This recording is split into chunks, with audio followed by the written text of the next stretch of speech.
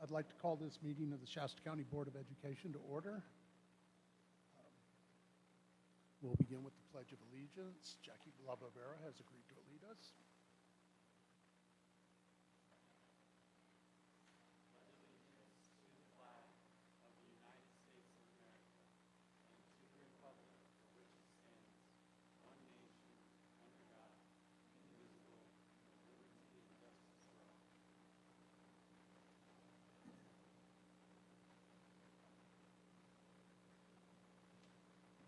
Thank you, Jackie. It is now time for public comment, item 3. The Board of Education welcomes public comment. We move all public comment to the beginning of our meeting, and we encourage you to fill out speaking to the board cards, these yellow cards at the speaker's desk back here.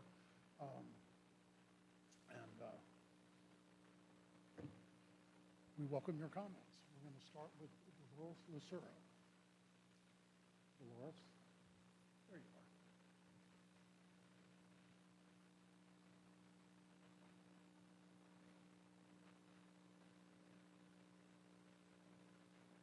The last time I was here, and I was speaking in regarding the Oak Run.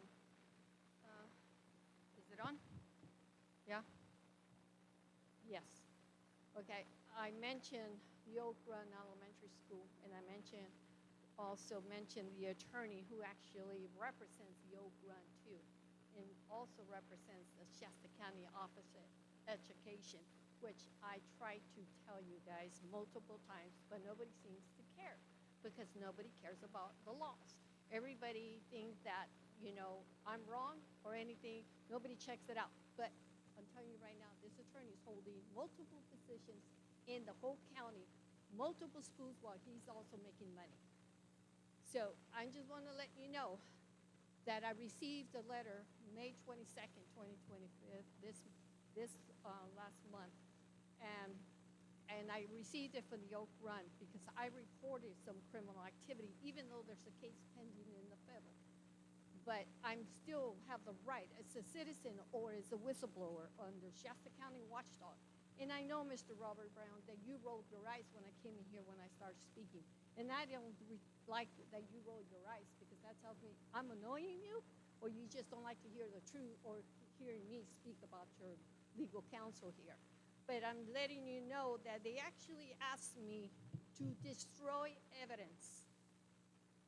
And I doubt this letter was Mr. Mark Tellers who actually put the letter together to send to me. And it had to be a legal counsel, which is him. So, because when I attended the meeting, he said that all he had to do is sign it. So that means, in the way it's written, there's no way he could have done it. It had to be the legal counsel, because he is the legal counsel for Oak Run. So therefore, it is a conflict of interest for him to hold that position in other schools, the Gateway, and he holds multiple. You guys are not paying attention to these laws, and these laws are criminal. So they asked me to destroy evidence regarding vaccinations and regarding what Ms. Livingston did, and Lily Gonzalez actually was involved. That's what I discovered in the end. She was involved altering documents. I have copies of her cell phone, everything that she provided to me, and I don't have to turn them in. They're my evidence. You think you're going to try to intimidate the whistleblower? You're wrong, because I actually turned around and responded to Mr. Mark Teller, and I also submitted to the state and the Attorney General. And then I know it was you. So, and it takes a lawyer to draft this because I could see it, it's all there. But I'm letting you know, your legal counsel is also involved in criminal activity. If you don't care, if you care about constitutional rights of the citizens and the people, you better pay attention to your legal counsel. So I'm just letting you know, this is ridiculous how people have to always fight for our rights, but yet it only applies to one side, not to equally justice for all. When you say the pledge, it says justice for all. It's not that way in this county.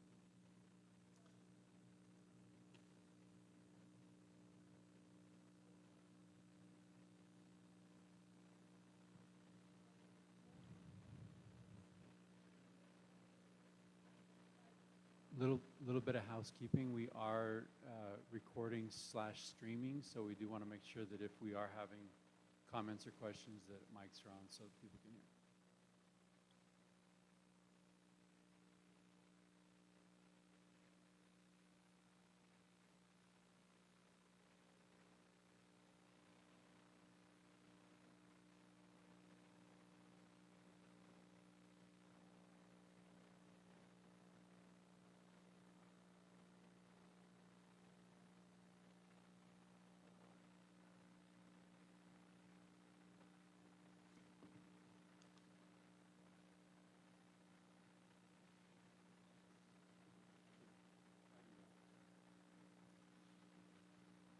The next speaker card for public comment is Leslie Sawyer.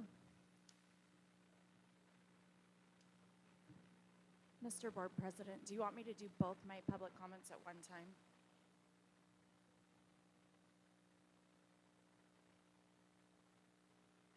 Okay, so those are separate. Yes, okay, perfect. Then I probably won't need my full 3 minutes. Public comment, I think that especially since she was the ringleader on trying to censure Mr. Gorman before she was on the board, that Jessica French needs to make a public apology and be censured for her posting about the Board of Supervisors, where she talks about how tiny their male genitalia is while chewing her gum like a cow and dancing around and acting like she's so great.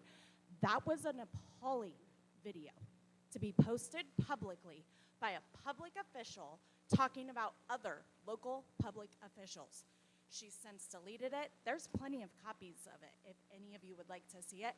But since she made such a huge push for him to be censured over something that he and the person that he was censured over had a conversation about and resolved on their own, I think we should go ahead and take her own example and go ahead and censure her, because that was absolutely unacceptable. I also have it on good authority that the post made anonymously on the Democratic Women's Group was her as well. That lists the map of Florida and says, hey, Iran, this is where our president is, if you want to come get him. That is treason.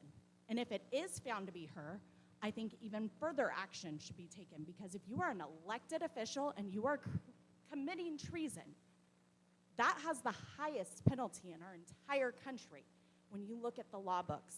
And that's for everyday citizens, not only elected officials. So I would like that to be considered by the entire board. Thank you. Thank Appalling. you, Leslie. Clarifying statement, it was not me that posted that. I have no access to the Democratic Central Committee's Facebook page. And for clarification, the TikTok video is still present on my Facebook page if you'd like to go look at it again.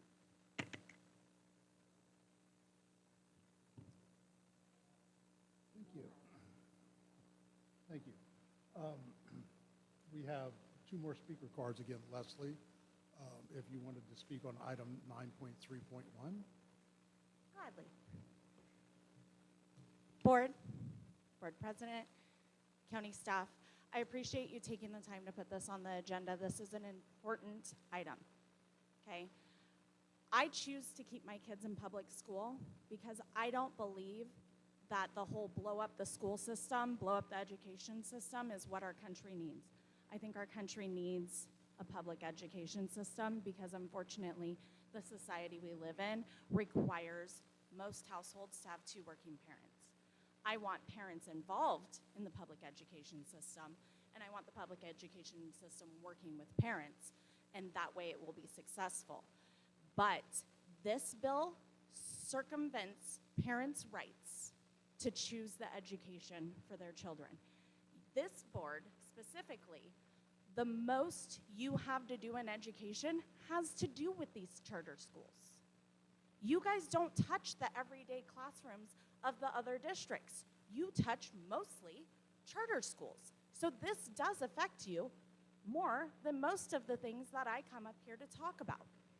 It also will affect all of our parents who choose to homeschool their kids and do so through an accredited charter-like program. This is California's overreach, trying to get in there and force parents to put their kids into the public school system, which some parents don't choose to do. I do choose to do. I know that we have really great public schools available to us, and that's why we have the choice in the open borders in Shasta County, which I greatly appreciate, and I hope that we keep. But this letter regarding AB 84, I really hope that you guys do choose to send it out, and I really do hope that all of you choose to support this. Thank you, Ms. LaBera, for bringing that forward. Thank you. Thank you, Ms. Sawyer. Julia Knight.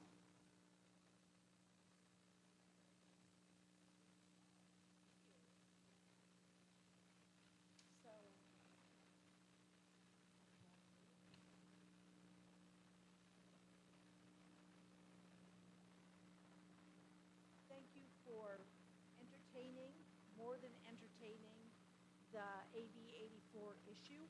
It is huge, and since I've been in charters for more than 2 decades, I know that there's always another onslaught coming to try and destroy parent choice and the charter world. What's being passed out right now is the initial charter school law from out of the Ed Code, and it's 47600. I think all of us need, and I'm not going to go over every item here, but we need to be yanked back to why charter schools and school choice started. So this is the beginning of that charter law, and it's just telling us the reasons. And the item G, one of the purposes of a charter school is to provide vigorous competition within the public school system to stimulate continual improvements in all public schools. And I know our time here is limited, but I have to say it feels really hypocritical that so many people are fighting parent choice, school choice in the United States, because we are supposed to be this society that fosters competition for the betterment of products and the consumer. So parents and students are the consumers in the world of education. And without competition, I'm sorry, some people become complacent. And we could go to another country maybe, and in that country you will shop at the state store. And there are many countries where homeschooling or anything that looks like a charter school is actually illegal. And then there are many countries in the world where if the kids don't pass a high-stakes test at different junctures, for instance, 8th grade and then high school, they have no choice, no hope of going on to a college or university. They will be eking out whatever they can, digging in the dirt for the rest of their lives. And that's not just an opinion, that is an actual fact. So anyway, AB 84 undermines the key components that make our non-classroom based programs successful. As one example, and by the way, this would apply to perhaps items B, C, E, and F on that Ed Code, vendors eliminating. So charter schools have for a long time been people, and comprehensive schools use vendors also, but charter schools, one of the ways they provide innovative or different types of abilities or opportunities is to contract with independent contractors. Now, just FYI, NSA has chosen to hire people rather than contract, except in one very important area where this would kill us and many other charter schools, special ed. We are not big enough, nor are there humanoid speech and language people or OT people available for us to provide the IEP services that we are mandated to provide, that the children are entitled to. That is wrapped into AB 84 in the elimination of vendors. So that's huge. Credentialing. So all of our teachers are credentialed. Charter schools must hire California credentialed teachers. They have to jump through the same hoops. Independent study does have the Ed Code. We're lumped in with Alt Ed, so we do have some differences, but all our teachers are legally credentialed. However, under this law, the way it is right now, when we use concurrent enrollment or dual enrollment, Julia, can you hold on for a minute? yeah, Does anybody object to me allowing Julia extra time here? Okay, proceed. when our children go to concurrent enrollment or dual enrollment, and I'm sure the board has been dashboarded to death, in order for our children to be considered prepared, college career prepared, almost always having community college course success is in the formula. So, for instance, we're strong on CTE. When our kids complete a CTE path, a 2-year path, if they have not completed a college course at a C or above, they are not considered college career prepared on the dashboard. They are approaching prepared, but that's kind of like approaching death or something. I don't know. Anyway, so under this law, community college teachers would have to hold K-12 credentials in order for our students to not only get credits for their high school transcript, but also they would have to have those credentials in order, and this probably the board hasn't been nauseated by yet. We're going back to decades ago to time value determination. And so if the teachers at the college aren't K-12 credentialed, then those college classes literally count for naught in the high school world. And our auditor would be looking for the kids to do something else to say, yes, they spent the appropriate time for us to claim attendance and get the ADA. The impact for us and many schools like us would be greatly on credit recovery, on the dashboard, college career preparedness, and in fact our student goals. We have students who, for instance, have taken college classes and literally finished being heavy equipment operators or being something else out there, one of the wonderful vocational programs that Shasta College offers. That would all have to go away. In contrast to the AB 84 credentialing restrictions that they're pushing for, ELOP, so the education, the learning recovery, we're not eligible for it because we're non-classroom based. So there are a lot of things non-classroom based already get cut out of. But under ELOP, those monies can be used for hiring instructors, teachers who are not credentialed. So it's totally hypocritical. Then the restrictions on charter authorizers. So what they're proposing is that authorizers will need to have an ADA of 10,000. Does SCOE have an ADA of 10,000? I don't, this is legit, I'm asking. Yeah, so who in Shasta County would be able to authorize? This is a huge negative impact on all rural and semi-rural areas. It filters the money and the power to the biggest districts, and it does not ensure quality. So I actually consider our partnership with SCOE to be really beneficial. I hope in 2 ways, a 2-way track. But you're not 10,000. Formerly, we were with Whitmore. We had a transparent and symbiotic relationship with Whitmore until the charter law changed there. So number isn't it. And then, just as to make a point on that, there's recently been the Highlands scandal. Has anyone heard of that? You can look that up. And the conclusion of looking into how things were misreported, the state auditor's office stated that the primary cause of misreporting was due to failure by those providing oversight. And just so you know, charters are supporting Senator Ashby's SB 414. Thank you.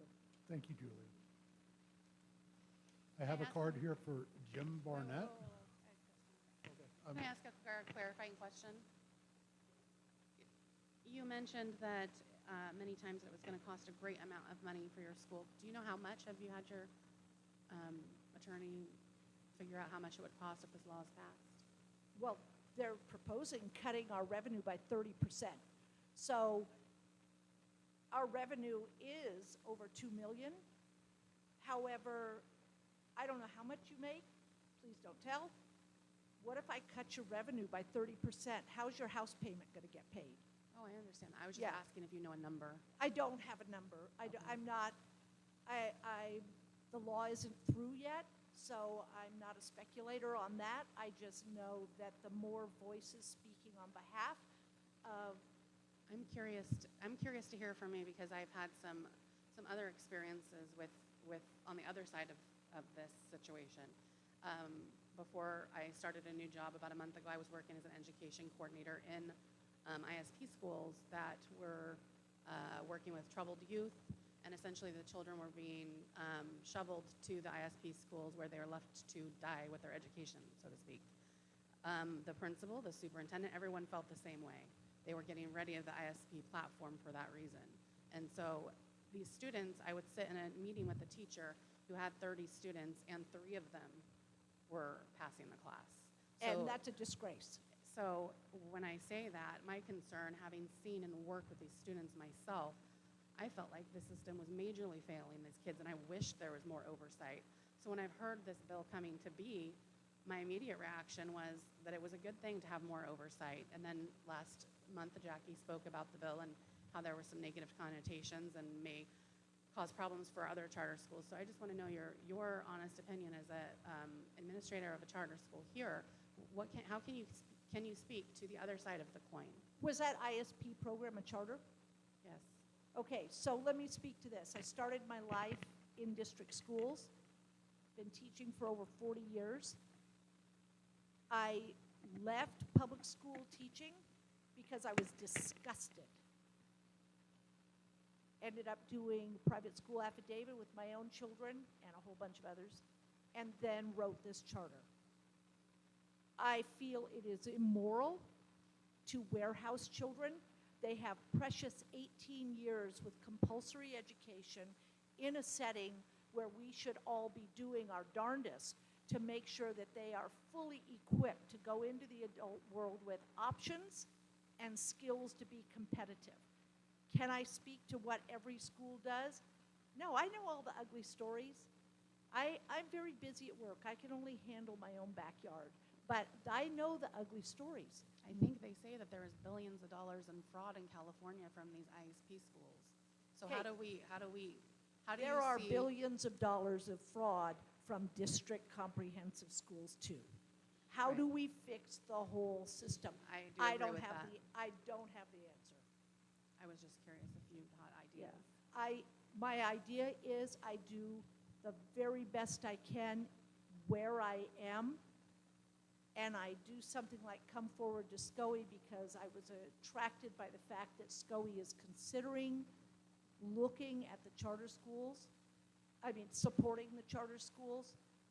I think that the answers you seek is, well, you could come for a tour at our school. I had one. Come again. And I thought your school was great. I do think your school is great, but I do worry about all of the children that I've worked with and the fact that they're being left behind to not get an education while their school collects money for them. I think it's a disgrace. And So so that's why the ed code. Yeah, Yeah. thank you. Okay, Thank thank you. you. We have other people waiting to comment. Thank you. Jim Barnett, I'm sorry, Mr. Barnett, I know I called you earlier.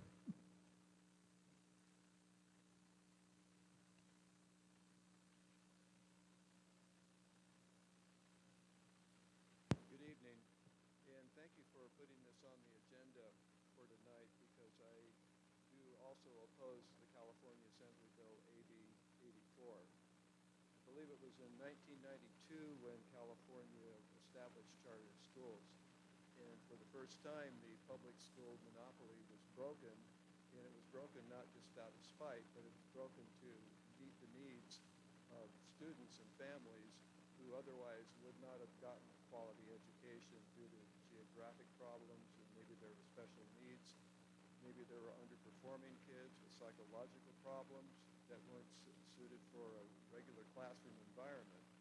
And so charter schools, it's a great idea for families to partner with the local education outfit and see that their child's needs would be individualized and their potentials would be maximized as much as possible. But AB 84 looks like it's going to reverse that and try to move everybody back into the public school normal classroom setting, which I think is wrong because, like Leslie said, maybe most of the people fit into the standard model of 30 students in a classroom. Maybe that's fine for majority of the students, majority of the families. But if you consider the bell-shaped statistical curve, there's always people that are outliers on the low end of the spectrum and on the high end of the spectrum. What do we do with these people who can't be treated and taught in a classroom situation? So I really oppose this bill because it looks like it's a not so veiled attempt at reestablishing a public school monopoly and making it compulsory in the worst sense of the word. We do believe that in compulsory education, that in other words, that we don't want kids just sitting around not learning anything. So yeah, we're going to compel them to go to school, but we shouldn't compel them to go to a one-size-fits-all school. And so that's why I think you guys ought to have a unified voice. Tell Sacramento to knock this off, and that we want to give our kids the best opportunities at excelling, and that can only be done with charter schools, homeschools, and the non-classroom-based education. Thank you. Thank you, Mr. Barnett. I'd just like to make one point of clarification, and that is charter schools are public schools, okay? And that's why we have jurisdiction over them. So I'm out of cards. Are there any other members of the public who would like to address the board at this time?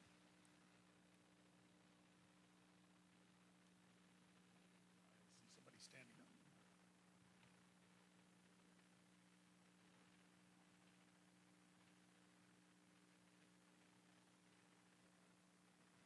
Good afternoon, Board. Tim Saunders, parent of 4 kids that went through the educational program in Shasta County. AB 84 is just classic overreach by the state. We need to push back and bless our charter schools and our homeschool people and support them as much as we can. I had 2 out of 4 kids go to Shasta Charter, and one of them, she's a state champion gymnast, and she needed special, different timing and specialized things in order to keep going in high school, and it worked out great. My son, several years later, excelled through some of the trade opportunities and the fitness opportunities that were available because of the charter school contracting with local vendors, which is something that AB 84 is going to shut down. One of my son's friends, a musician, which is her decided career, has gone through and just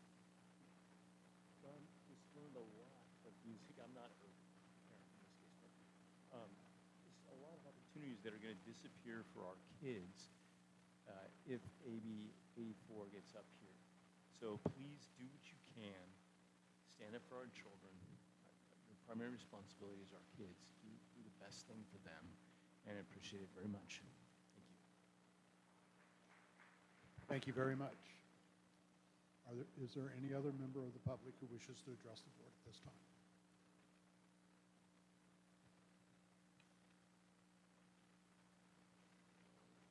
Hello. I wasn't planning on speaking, but I can't help myself. I am a mom of 5 children. They all schooled here in public school in Shasta County. I was raised here in Shasta County. I went to school, public school here. And gosh, when my big kids were, I think it was Northwoods Discovery School. It was a charter that Gateway opened up long time ago. They thrived there. It was different. It was unique. it was unique to them. And then my little, who's now 17, he was in Phoenix Charter Academy, super wonderful. As an educator, I've been an educator for 25 years, been in education for 30 years, and gosh, I decided as an educator that my little needed the homeschool, charter school blend, and it worked beautifully. And now I have a little private school that does not get any federal funds or state funds, but these kids are learning to read. And because we have the freedom as homeschoolers to meet, these kids are reading, and it's wonderful. I'm able to keep the class size super small, 15 max, and so I would just really hate to see those options stolen from our littles. So, thank you. Thank you. Are there any other members of the public who wish to address the board at this time? Board President, I have a question if there's no other comments. Would we be allowed to move this item up since there's so many members of the public here?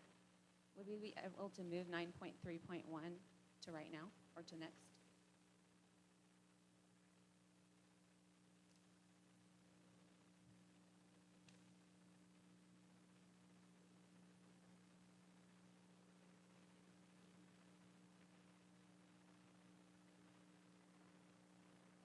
You can move it in your discretion. It doesn't have a set time, and there's no set public hearing. It's just a standard action item, so you can move it if you wish. Is there any objection from any sitting board members? Seeing none, we will move item 9.3.1 to right after public comment. Could I just ask that it be after our community recognition, because we do have some guests that we would like to recognize. Certainly. We will move it to right before board initiatives, so it will be right after item 4.1. Simpson crew, you owe me. Are there any other members of the public who would like to address the board at this time? Seeing none, thank you. We will move on to item 4, community recognition. We have Simpson University School of Education, our community partner here today. Yeah, so we love this portion of our meeting. This is an opportunity for us to have guests. We cannot do what we do without its essential community partnerships. And we've always had a long-standing relationship working with Simpson University. Recently, there's been a couple of developments, and we're going to introduce Ryan Miller, and he's going to take it from there. How about that? All right, thank you guys. So I'm going to start with a little bit of background, and then I'm going to bring up Dr. Darren Gordon, who's the Dean of the School of Education at Simpson. So really the background is, for my part, Shasta County Office of Education has had the Shasta Leadership Academy, a part of our leadership development program for about 12 or 13 years. 11 years of that has been run by me, my predecessor, Dr. Kim McKenzie, and has graduated over 300 administrators to serve really the greater Northern California area all the way from, we actually have administrators that filtered into all through California, but really our focus is regionally north of Glenn County and north. Along with our Shasta Leadership Academy, you can go through the courses that we offer for the preliminary administrative credential, but also the ability to add on your master's degree so you can continue your education. We've had a relationship with National University, but really in this year throughout our conversations, Dr. McKenzie and I really started to say, how could we embrace maybe a more local emphasis that's more targeted to our region? And on cue, and with, I don't know how it happened, just the stars aligned, we got an email from Dr. Gordon at Simpson, said, hey, would you guys like to work on maybe a partnership between Simpson and SCOE?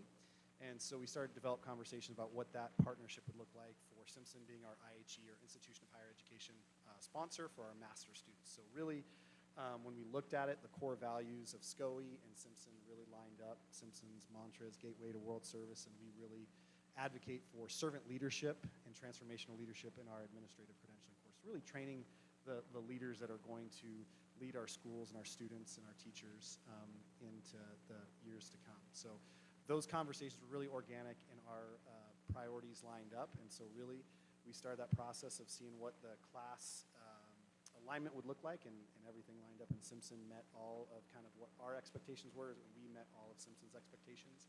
And we're able to sign an MOU just a little while ago with Dr. Norm Hall, who's the president of Simpson University. So we're looking forward to this partnership, really, to be able to continue to empower our local teachers to move into those leadership roles at schools, because as there is a teacher shortage, that it really is, it trickles down to a leadership shortage as well. And leaders impact schools. I think we can all remember those leaders that we've either worked for in the private sector or whatever context, and we know that leaders make a difference. Well, leaders in schools make a massive difference on student outcomes and really the possibilities that our students have in the future. So we're excited to work with Simpson and continue to power our local educators. We also have a pathways option, which is a separate MOU that we've signed with Simpson that I'm going to let Dr. Gordon talk about. Dr. Gordon.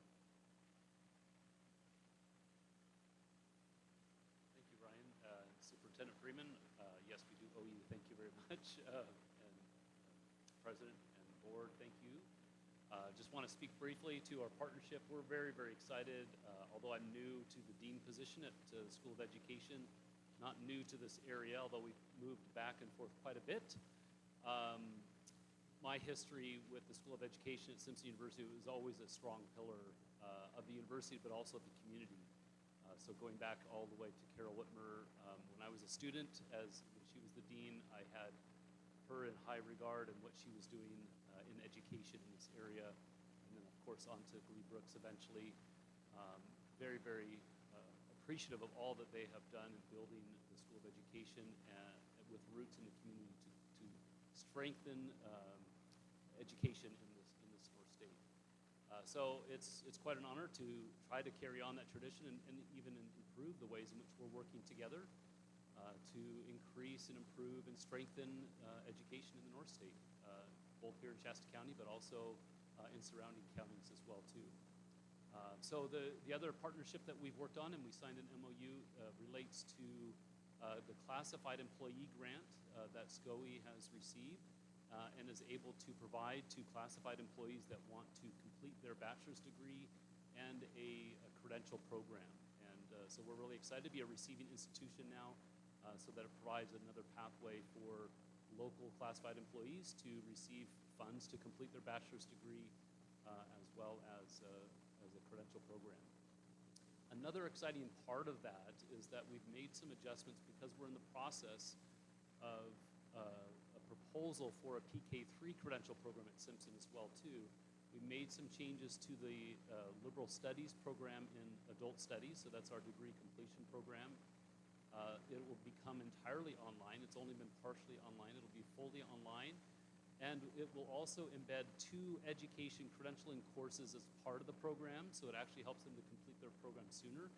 In addition to that, they can actually, if they choose to, take the rest of their credential courses as a part of their bachelor's degree as electives, except for clinical practice. So they would graduate with their bachelor's degree with all of their credentialing courses completed, except for clinical practice in the adult studies program. So that's another way in which we can speed up the process as well as make it more affordable for classified employees and any other students that want to become a teacher. So that's an exciting part of that, that is part of the classified employee grant that we've signed too. So I don't know if you want to have any questions or if that's the end of that.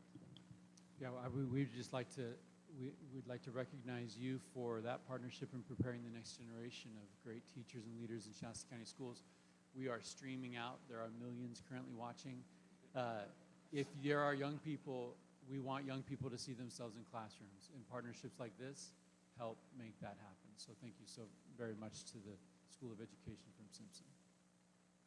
I just wanted to say thank you as well for especially the adult studies programs. I think they're so important for growing families. I went to Simpson myself in the Aspire program as part of the organizational leadership program, which allowed me to get an education while I was working full-time and being a full-time mother to 2 children. So thank you both for your hard work, and we appreciate you. Darren, would you like to introduce your team, and then we can Yes. present you with a certificate and take a picture? Yeah, so not everyone was able to be here tonight. We have some that are on vacation, but Lexi Jones is our program coordinator for education. And Juliana Crow is our credential analyst. And then Becky Luff is our TPA coordinator, very, very important role, helping teachers get through the Cal TPA cycles.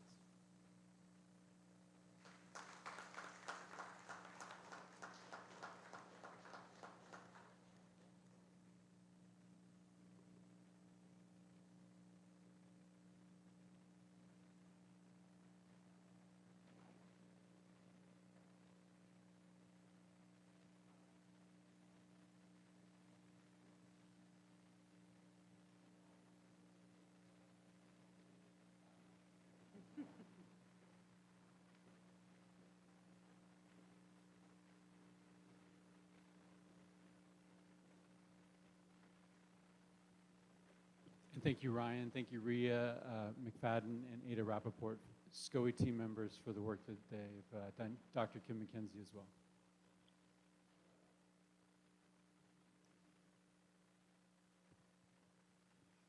And now moving to the amended agenda, item 9.3.1, which is a resolution regarding AB 84, which Trustee LaBarbera prepared a resolution for. Jackie?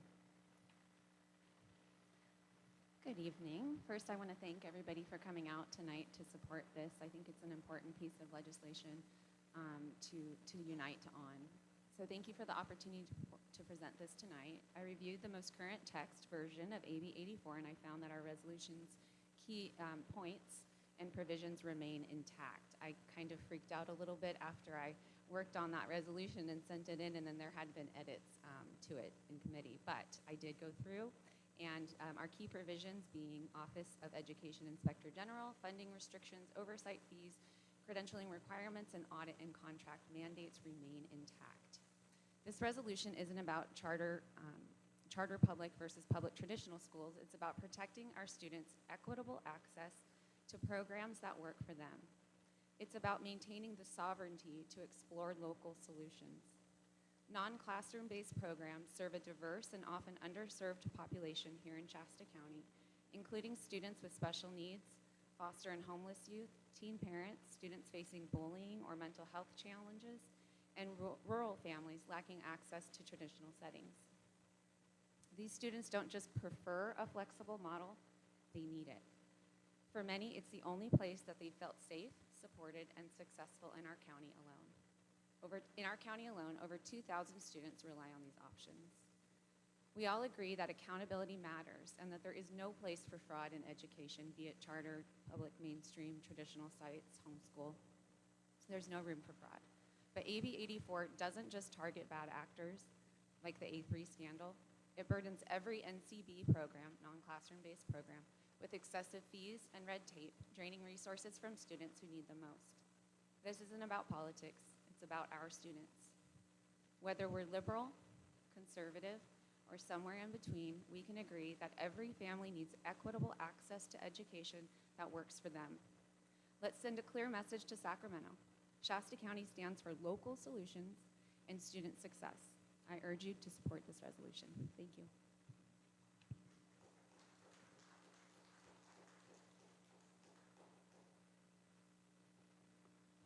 Board discussion. Well done. So I think you did a great job on writing the resolution. It's really well organized and it's well written. I continue to have mixed feelings about the bill itself. And I think we talked a little bit about that last time. I definitely value charter schools. I think we have wonderful charter schools in Shasta County, and I really want families to have that choice, that option. I'm a little bit concerned about some of the what was said during public comment, like this is an effort to go after charter schools or to force everybody into, a very traditional school. And I think that the reason that this happened was because there was fraud to the tune of $400 million in San Diego. And when something like that happens, it's the legislature's role to step in and fix it. So I appreciate the legislature coming up with a bill that tries to address some of the issues. And I think the bill itself was based on the report from the Legislative Analyst's Office, which was a nonpartisan approach to try to fix the problems that happened. So on the other hand, I do think that there can be an argument made that it's pretty heavy-handed, so maybe this isn't the solution for everything. When I read through here, there are parts of it, pieces of it that I like. I like the Inspector General idea at the state level to have that and really be addressing fraud rather than leaving it to the local DAs who don't have familiarity with charter school law. So, I mean, I don't know how you feel about this, but I spent some time going over this. So I think like in your second whereas, if you were to eliminate the proposes to establish an office of the Education Inspector General, and then number 5, eliminate that one altogether, because I do think it seems like the key thing that's causing problems are these enrichment funds that are going to homeschool families, and they're just like, hey, use it however you want, and that's a concern. So I mean, I know we're not writing the legislation here. So I mean, whatever we write in here, probably no one's really going to look at that point. They're going to look at whether it got a unanimous vote or not. So those are the things that I would, because again, I have mixed feelings. I mean, I really like charter schools. I don't want to hurt them, but I also really like the idea of oversight and tightening up some of these problems. So I think I could be convinced if we were to make those changes, I could vote for the resolution. I appreciate that, Laura. As far as taking out in the first whereas, or the second whereas, taking out the Office of the Education Inspector General, that one in particular bothered me because the legislative analysts, the nonpartisan legislative analysts, estimate that that part of this bill alone is $10 million. And I do understand that there is fraud. I do. And I hear what you're saying about maybe our DA isn't equipped to look into those situations, but I do have a lot of confidence in the oversight that we have here, which, this is a bill for all of California. But my responsibility as a board member is to look at new legislation and see how does it affect my backyard. And so because I do have confidence in our oversight ability, that piece didn't drive the resolution for me to be in favor of it because of how it affects our county. But I do understand that there is fraud. I don't know if I would be willing to take that out of there because that is a big piece of the cost of this bill that I'm worried about. And then the 5th paragraph, taking out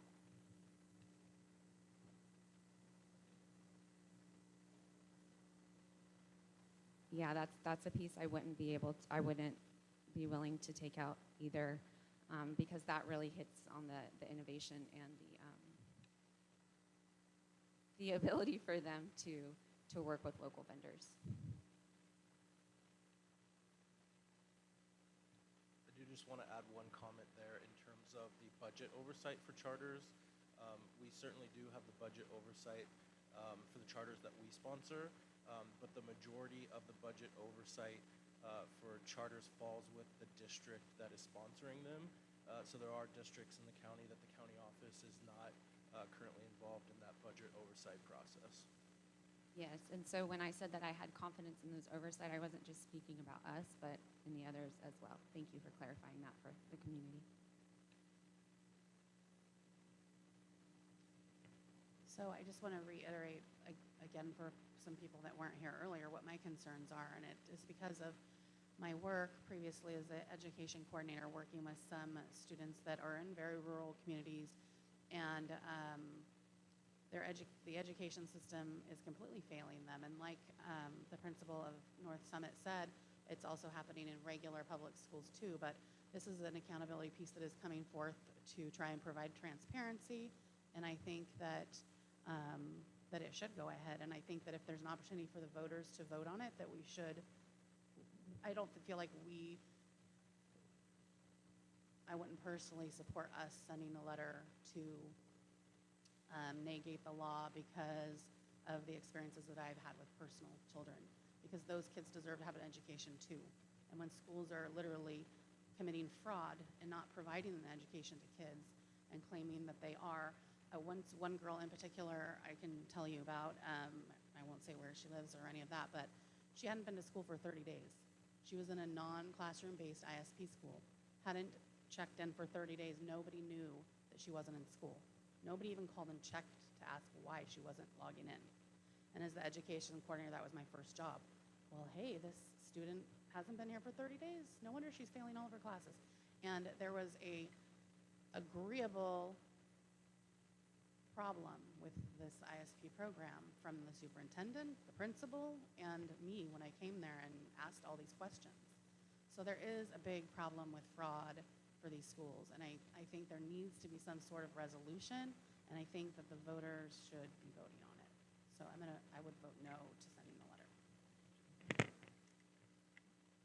Can I also add that similar to Austin's point, when we have charters, charters have authorizers, and it is the responsibility of the authorizers to be able to, in those charter renewals, have the conversations. The board is very familiar with that process because we just went through it.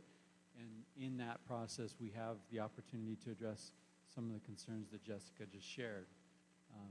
And so I think that the system does allow for some of that oversight responsibility, whether it's at the authorizer level or it's at the county level. So.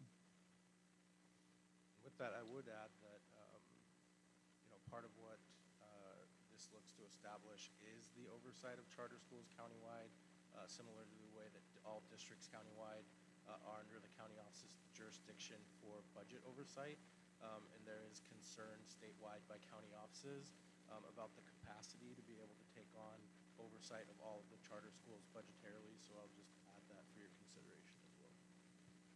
I just wanted to say one more thing. I forgot to address the whole point of that. My children attended charter school almost their whole life. So I kind of resent the idea that this is an attack on charter schools, that anybody that supports the bill is against charter schools, because we're not. I have a son that has severe dyslexia. He required a different education environment. I ended up opening an ISP school just so that I could teach him, because he was failed by the regular public school as well. So I wholeheartedly agree that there should be parent choice for where the kids go to school. And I don't know what will happen if the budget has to be spent proving that they're spending their money correctly, but our schools will have to be smaller, and I don't know. But again, that's still my stand.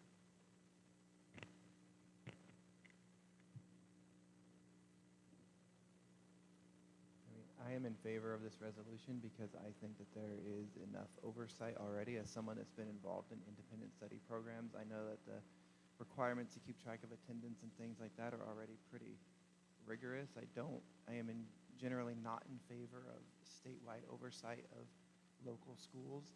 So I think it'd be better served to leave it up to the districts to supervise those things. And yes, there is fraud. There's always going to be fraud. But I don't think we need to pass laws that are like a one-size-fits-all thing. Instead, this seems too heavy-handed to me that the state is doing. And since I've been involved in those types of things, I know that there is significant oversight. I mean, in what you have to put down on the individual work samples and things like that. And I know people get around it, but I don't think we should just like smash down local control because of that.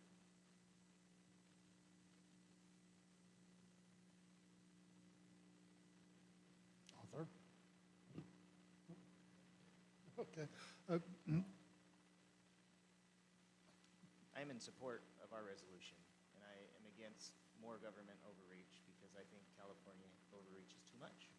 And this is another way to take away parental rights, and I am against that. Teresa? I have to agree with everything that Michael just said. He just took it right out of my brain. All time. Okay, well, in my personal opinion, this bill is is not very well thought out. It wasn't given its due consideration at the legislative level, and for us to take a position in opposition of it is appropriate. So, is there any further comment? Or we need a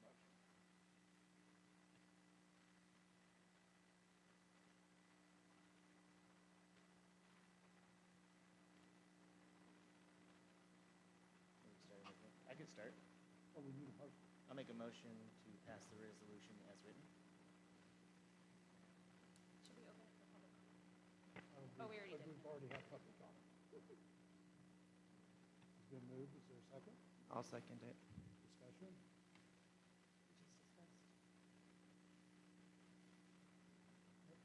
Okay, so we will proceed with the roll call vote. We'll start with Mr. Gorman. Aye. Nay. Jessica? Teresa? Aye. Michael? Aye. Laura? No. Jackie? Yay. And I affirm as well. So that is 1, 2, 3, 4, 5, 2, 2, correct?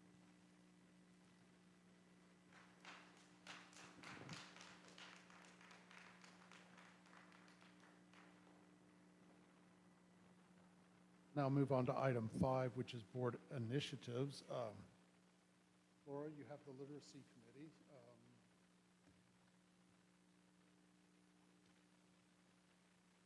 I'm going to hand it off to you.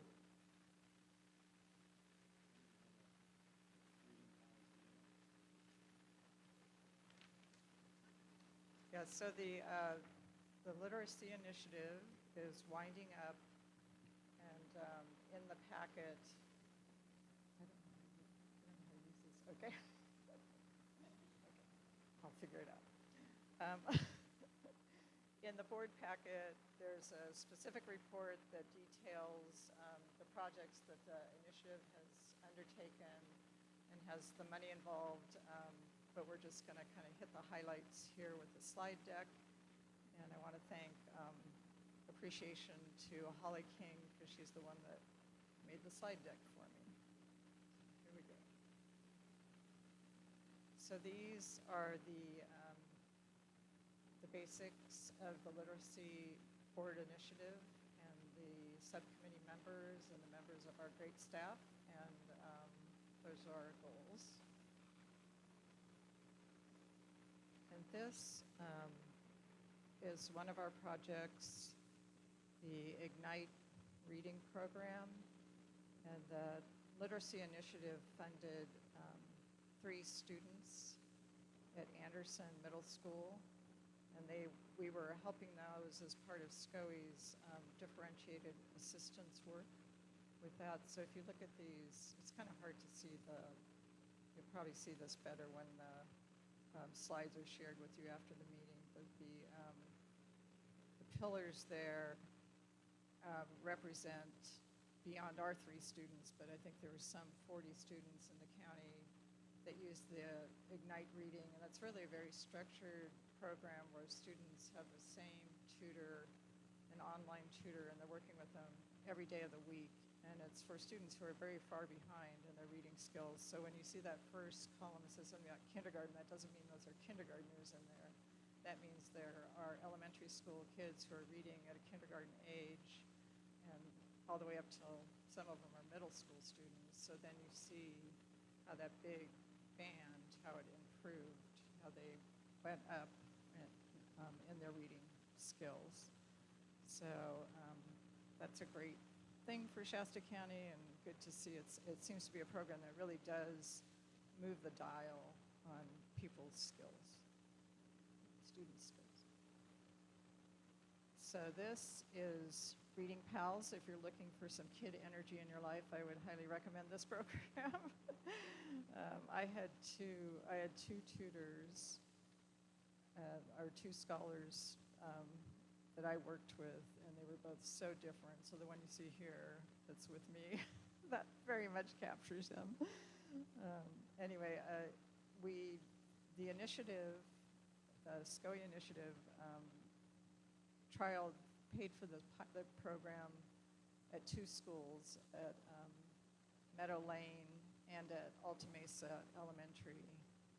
And it didn't start, it took a while to get it going, so it didn't start until March, so it was kind of a short period, but it was helpful in just showing what it could be, and I was really impressed with it. We had great tutors, my fellow tutors at our school site were wonderful, and the kids, I was kind of worried at the beginning, like, are these kids even going to want to be there? And they really did enjoy it, and it was fun. We read and we played games, and it's a relationship building program, and it's for students who aren't necessarily, like seriously behind, but they're a little bit behind, and so it's just that nudge to get them up to where they need to be.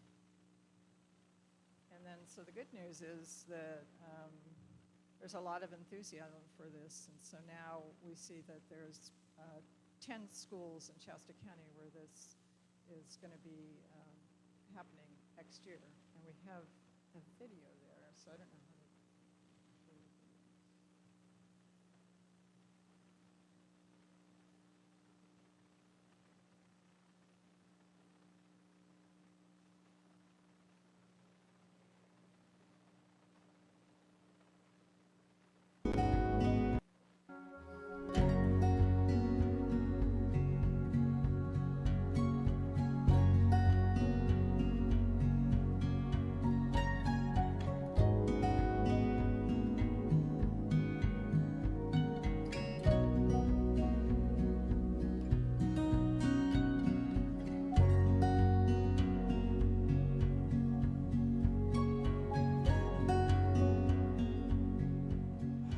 I'm part of the Reach Higher Shasta Literacy Committee, and in that committee we were presented with the Reading Pals initiative from Stephanie Byers and Holly King in November.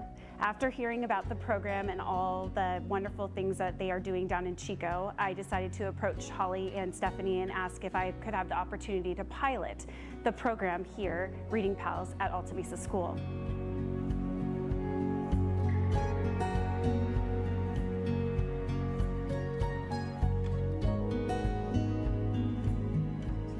Our Reading Pals program started right after spring break, or February break, and we have served about 27 kids twice a week with their own individual reading pal and their own individual books at their reading level. What's really special about it is see the kids' excitement when they come and they're bonding with their adult, and the adult actually is looking like they enjoy it very much as well. And it's really fantastic. It's just delightful to see.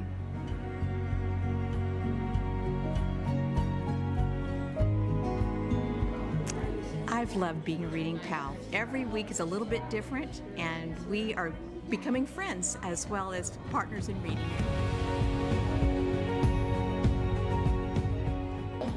I like Reading Pal so far. It's the best activity I ever done. I am so delighted that my principal asked me to be part of this program, mainly because I'm very passionate about reading. I'm a reading teacher, and to have kids get another opportunity to practice reading with another adult is just fantastic.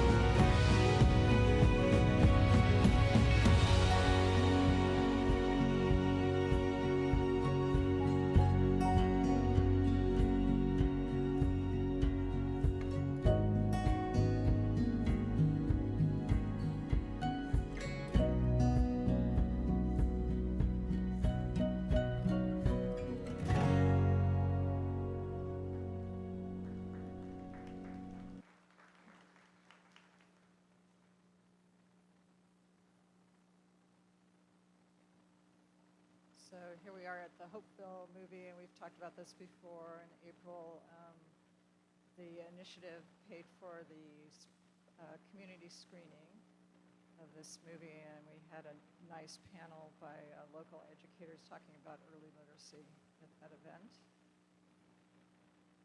$1 Dolly Parton Imagination Library. I am thrilled to see this coming to Shasta County. It just seems like we've been working on it for a long time, and I think this is going to be so important for the community. It's going to bring free books to children ages 0 to 5 are going to have these books mailed to their home once a month. And the key partners are First Five Shasta, Shasta County Library Foundation, and SCOE. And the initiative, we were involved with researching the program and really just getting the conversation going in Shasta County. We also arranged to have Rachel King of the Dollywood Foundation come to Shasta County and give 2 presentations.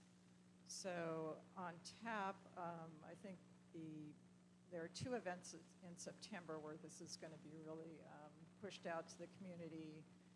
It's the Reach Higher is going to have a showing of the movie Sentenced on September 4th, and they're going to have different literacy projects there that the community can support, and the Dolly Parton Library will be one of those. And then there's also a Champions for Children, a family event at Turtle Bay Exploration Park that is planned on September 6th. That is also going to be a way to push out the program. Laura, happy to report 600 kids on the waiting list right now. All right, cool. That's great. Yeah. That's a great start.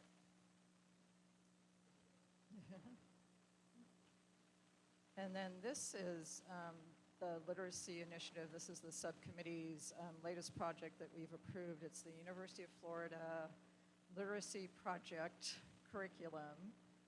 And we agreed to provide funding for 20 teachers to be trained in this. It's a hands-on approach, and it uses different manipulatives in teaching the kids. And so the costs that are associated with it that the initiative is covering, it's the $70 book and just the different materials so that each teacher that does the training will leave with the book and with the materials and will be ready to go. So when Stephanie and Holly, put out word about this program, and then there was a sign-up date, and when they posted this, everything was just going crazy because there was so much response from people wanting to do it. So now there are 75 educators who are going to go through this program, and our funding is for the 20 teachers originally, but the others it's a combination of some districts are providing the funding, and there's some other SCOE monies involved to cover the costs. So it's exciting that has received such an enthusiastic response. And when the slide deck is shared after the meeting, there's something down here that you can watch, and we don't need to watch it now, but if you're interested in kind of the techniques of how that strategy is learned, you can check it out there. Carmen has dropped the slides into the agenda. Okay. And then that's our latest projects, and then this was our first project, the Indigenous Voices of bringing collections of books targeted to specific ages to libraries in Shasta County. And so there are 78 school libraries that have received these books, and that's gotten a great response too. So I think this slide here is just a reminder that the initiative work and the projects that we funded are a very small sliver of what the Shasta County Office of Education does in the way of literacy. So I think as the initiative fades, it just is important for the board to be aware that there's this important work that's going on, and it should continue as a big priority for all of us.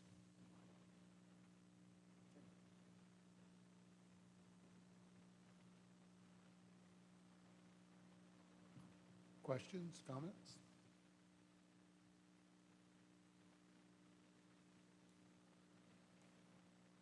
Laura, could you go on our podcast and talk about that? The SCOE podcast? Is that up and running? Because we could, well, especially with those dates that you're talking about in September, trying to push that out so we can get the most people there. So those dates that are happening in September, Wendy Dickens of First Five is a real workhorse on everything.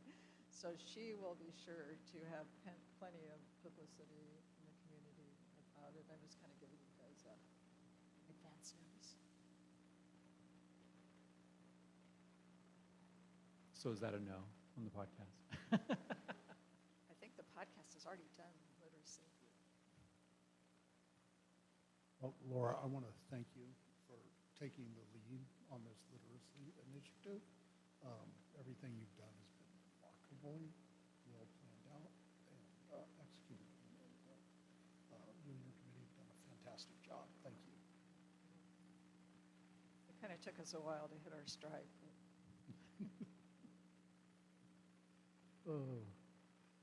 Moving on to item number 7, approval of the consent agenda. For those of item 6, oh, I'm sorry. I was skipping right over you, Bina, sorry. Item 6, moving on to item 6, which is the Association of California County Boards of Education. We have the president of this group, Bina Lepwest, who is going to present to us.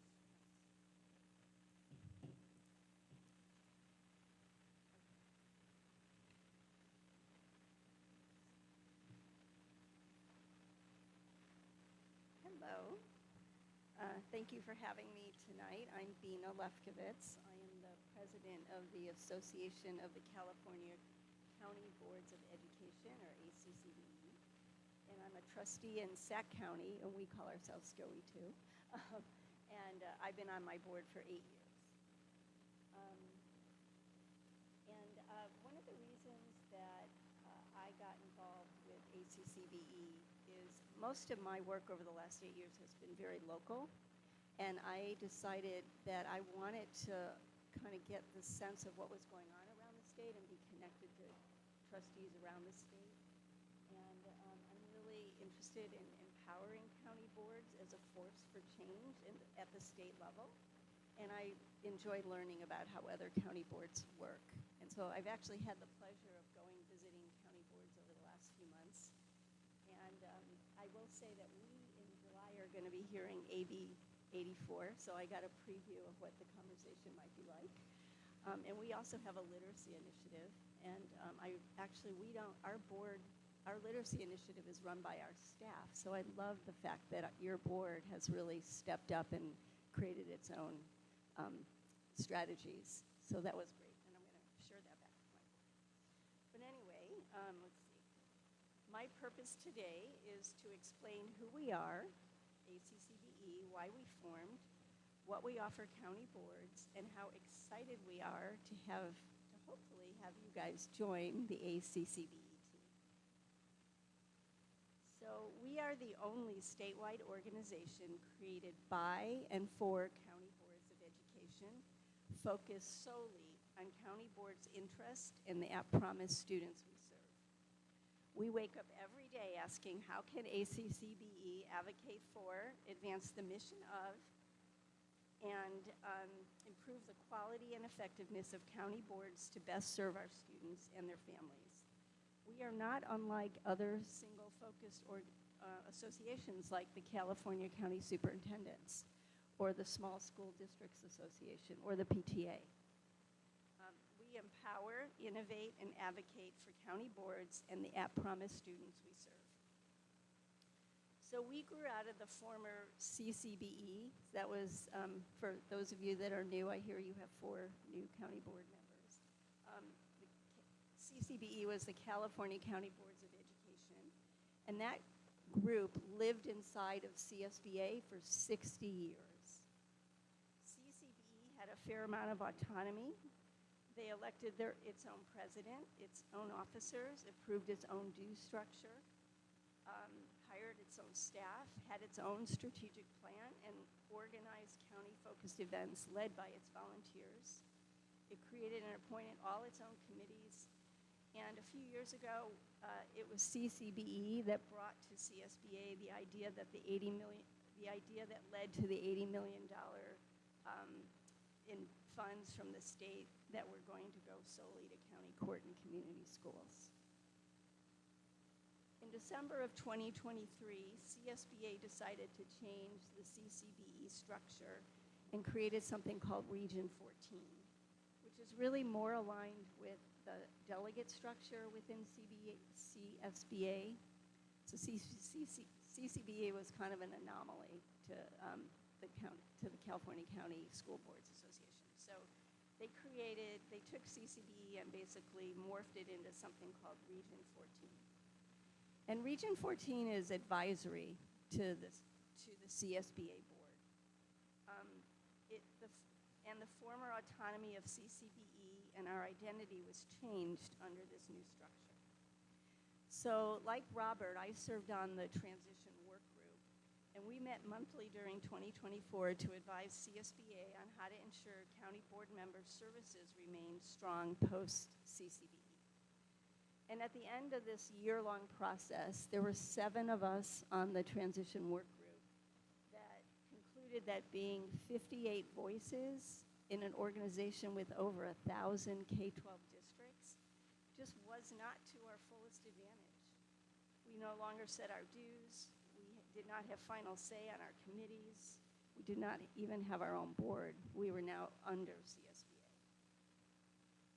So the light bulb went on for some of us that it was time for county boards after 60 years to have their own organization, and ACCBE was born. So in the late fall, a group of us gathered to decide to move forward as an independent 501c3. 100% of our board is county board members, both current and former. We have a few folks whose term ended during this transition, but they are still on our board.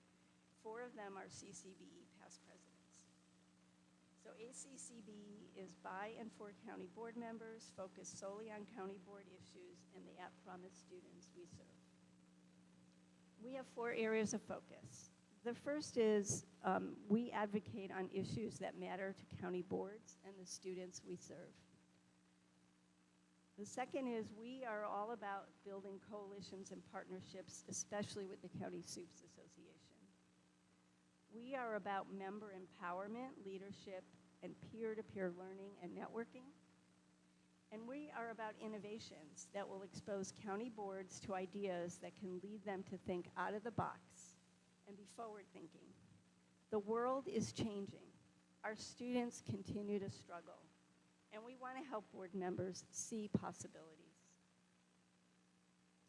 So here are member benefits and some of our accomplishments. And really, we've only been up and running since January.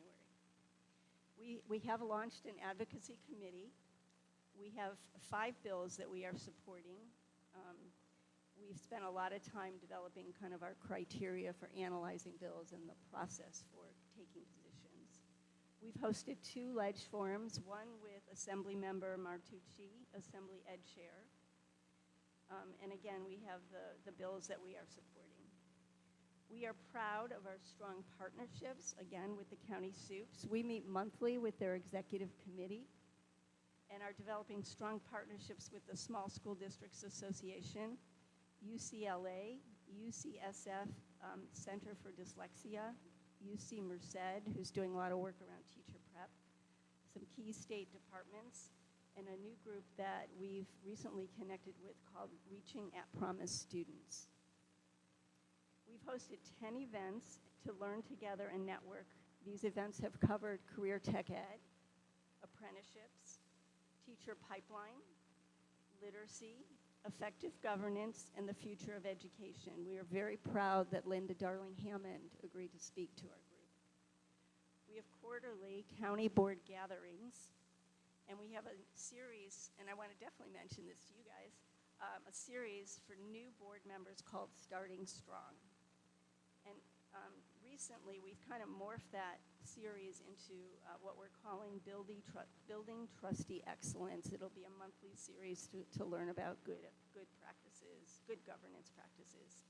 And we are also offering one-on-one mentoring.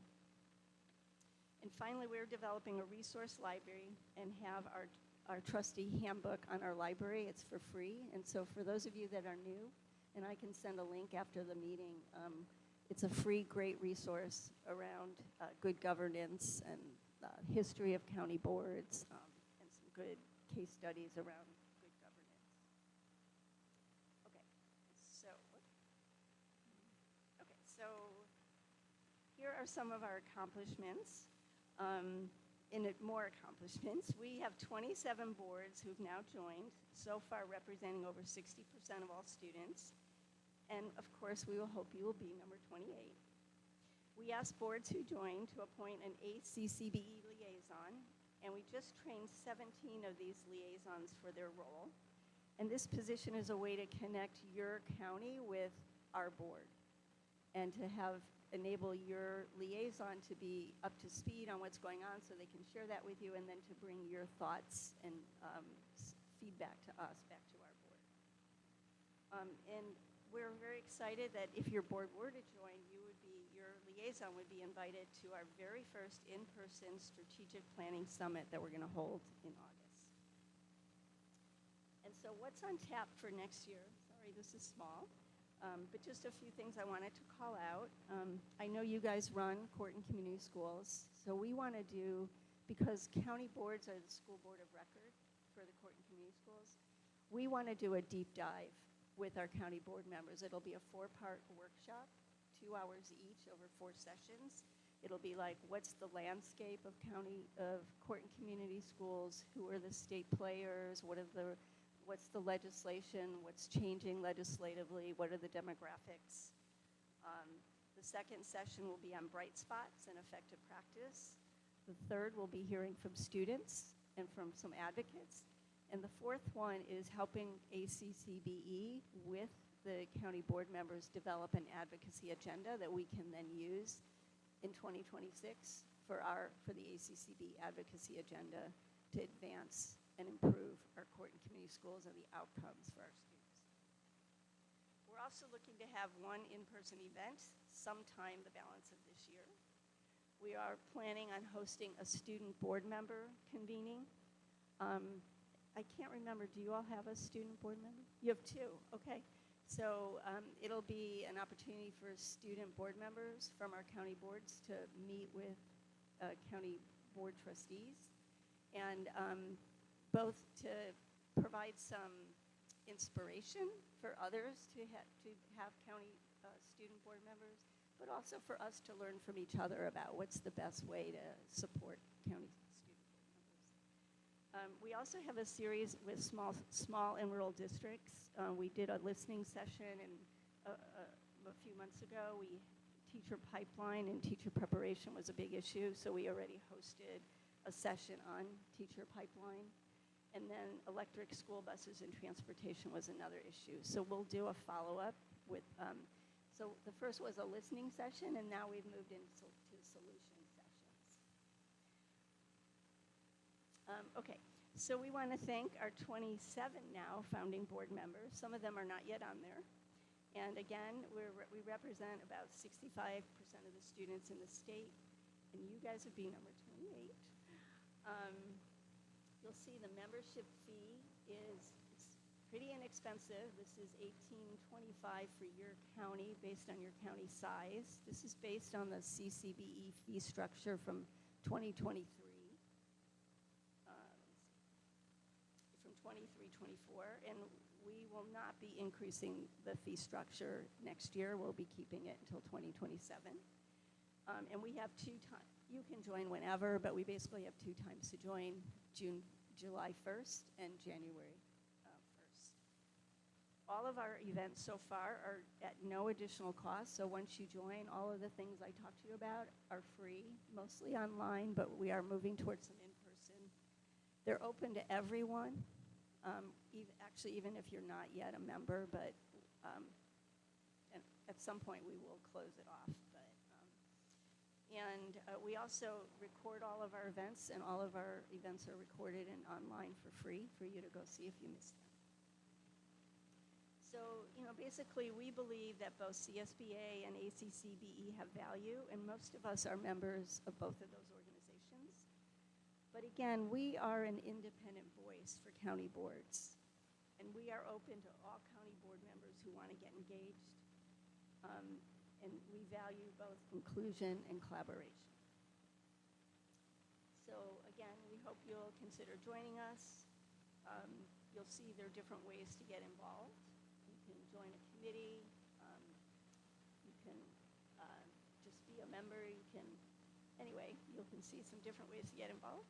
And so basically, we see ourselves as the leading voice for California County Boards of Education, advocating for bold systemic changes to improve outcomes for our at-promise students.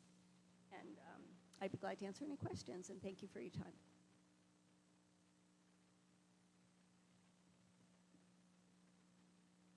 Questions? I have a few questions. Sure. Could you just tell us what your budget is? Yeah. So right now we are at about 85,000, 90,000. We have a half-time kind of project director who's helping us, but mostly we're volunteer-driven. Okay. And who are you advocating to? We advocate to the state legislature, and again, we're new, so one thing we've done is we've had these ledge forums and are inviting, we invited Mayor Tucci to that. We also we're in the process of dropping a letter to every legislator introducing ACCBE. And then we've written support letters on those 5 bills. And next year we hope to, grow that effort. Which 5 bills? We are supporting AB 927, which has to do with the Williams Act. AB 959, which has to do with the administrative credentials. AB 1111, I think, that has to do with the extending the electric plus requirement. And AB 1224, which has to do with the teacher subs going from, I think, 30 to 60 days. Can you say the number again? AB 1224. Okay, thanks. And then AB 1454, which is the literacy bill that Senate Pro Tem Rivas. And you wrote letters in support of each of these Yeah. bills? Okay. And again, we used our advocacy committee to advise us, and then all of their recommendations go to our board, and our board makes final judgment on that. And how many events do you have posted online? How many? How many events are online? I mean, we've held 10 or 12, and they're all, for the most part, they're all recorded. Okay. Yeah. That's it. Thank you. Yeah, thank you. More questions? Can I jump in really quick? Bina, can you, I appreciate the context with the $80 million and the working from CCBE at the time, working with CSBA. Can you talk a little bit, like what is the relationship between ACCBE and CSBA for future advocacy partnerships? So we have approached, we had a meeting with the president of CSBA, and we have made it clear that we would like to be in partnership. And again, like I said, we are telling people join CSBA. Both organizations have value. I'm not sure that's fully reciprocated.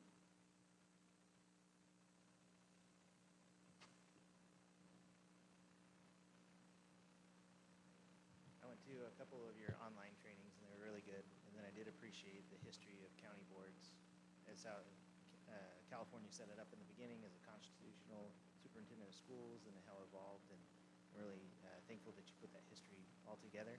Thank you. Thank you. Appreciate that.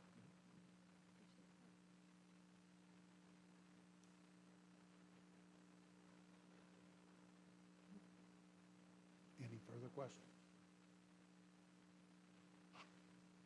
Thank you. Yeah, thank you so much. I enjoyed being here, and I appreciate your time.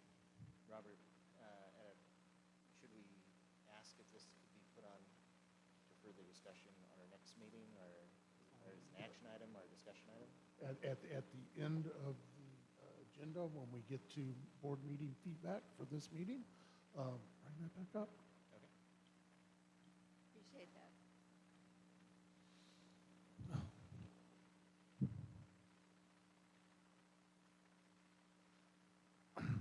Item number 7, approval of the consent agenda. The consent agenda are routine items for which no discussion is anticipated. We generally pass these with a single vote. However, any individual board member may pull any items from the consent agenda. Before we go on, we are going to pull item 7.2.3 for Mr. Austin to speak on. Any other board members want to pull a item from the consent agenda?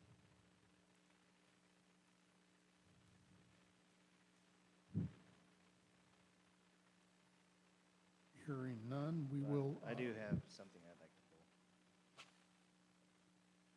The 2.2. I hear you're already pulling 2.3. So item 7.2.2, the resolution for educational protection accounts. Yeah. Okay. And then 7.3.1. The spring consolidated application.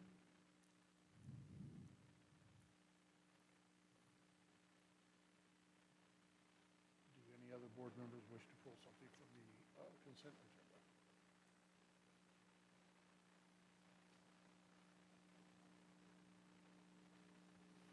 Then we need a motion to approve the remainder of the consent agenda. That would be the consent agenda last item 2.2.2, item 2.3, and item 3.1.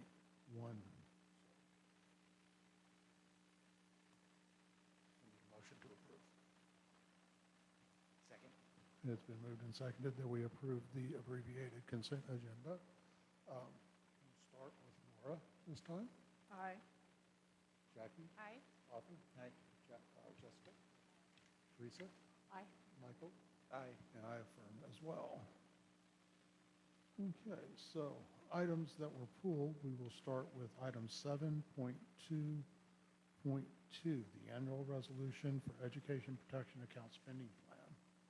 Arthur, you wanted to pull this item?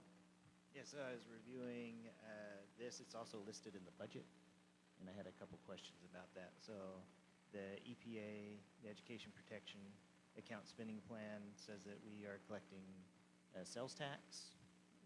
And then in the budget, later on, it was more of an information item, but we're passing it now. It talks about we budgeted $7,000 for this, but zero money was received. It also says this is only something that can only be spent on particular items, not administrative fees. So I was just asking for an example of how we spend that money, and is it we didn't receive any this time, and in the past we've received only like 7,000. Yeah, thank you, Trustee Gorman.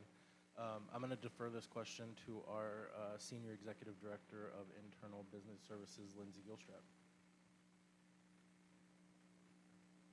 I think this is on. So it's budgeted and received. It's part of the LCFF calculation, and we use those funds to offset the fee for services that we provide to districts, primarily related to the business services.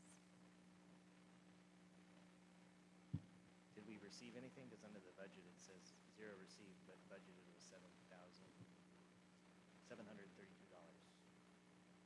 When you're looking at the budget, I'm not sure which one you're looking at. Is it the So it's pretty long, but in our budget pack on the end of information, it talks about the EPA, and then it says budgeted, and then it talks about how on the budget item it was $7,730, and then when it said received, it said $0.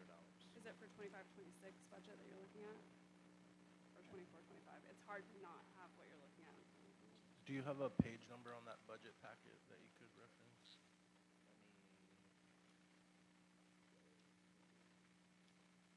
Yeah, it's on one of the slides in our budget. Let's see if it's in there. I didn't put a page number next to it. We haven't But received specifically, we haven't received any of the funds for the 25-26 budget yet, so that will come in as part of the apportionment in the LCFF funding. so last year we only received about $7,000. I think last year it was just under 10,000. Yeah, what if we ever get to that page? It's 700, $7,732, and then we're using that money to help other schools with the fee for service. We use that funding to help offset the costs of the services that we provide to the districts as a fee for service, so their business services. So it's not a great amount of money. It's very little. It varies year to year, but in the past we've received upwards of $40,000 5 years ago. Current budget is at almost $8,000. Thank you.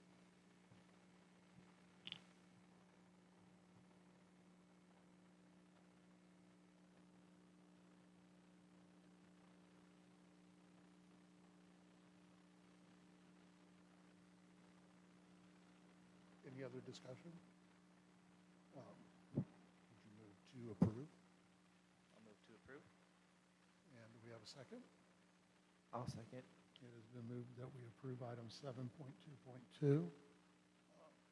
Jackie? Aye. Arthur? Aye. Jessica? Aye. Teresa? Aye. Michael? Aye. Laura? Aye. And I affirm as well. Item 7.2.3 is the temporary interfund cash borrowing. Austin? Thank you, Board President. Staff removed item 7.2.3, annual resolution, temporary interfund cash borrowing. This has historically been an annual resolution that has become before this board. And after staff was able to do further evaluation, we've determined that the resolution is not relevant to our plans for this fiscal year. And as such, there's no need to request approval at this time. Should the need arise in the future for us to consider action on this resolution, we will bring it back and add it to the agenda at that time. And I apologize for it unnecessarily being included in your agenda packet today.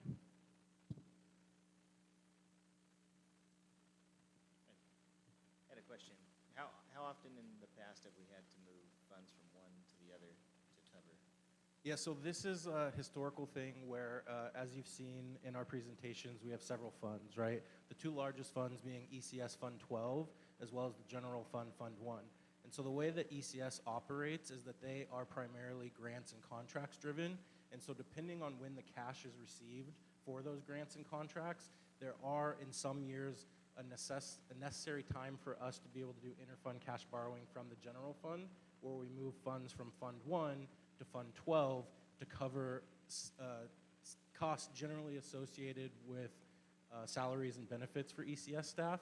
And then when the funds are received on those grants and contracts, we would debit the credit that was made in Fund 1 to recover those funds in the general fund. But we don't anticipate the need to do that in the 25-26 school year. And so we are pulling this item at this time. Yeah, and then what would happen if the board said they didn't want to pass that resolution? Yeah, so if the board did not designate authority to county office staff to do that interfund cash borrowing, essentially if the need for that interfund cash borrowing arose, it would come on an agenda and we would discuss with you the reason why the interfund cash borrowing was necessary, and then you would approve that interfund transfer at that time.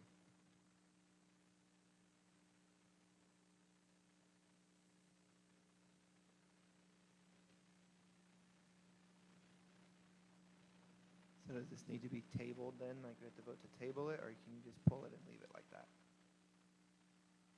We're just pulling it not to be considered at this meeting. Okay. Further questions, comments? No, so we will not be taking action on item 7.2.3. Item 7.3.1, the spring consolidated application. Author?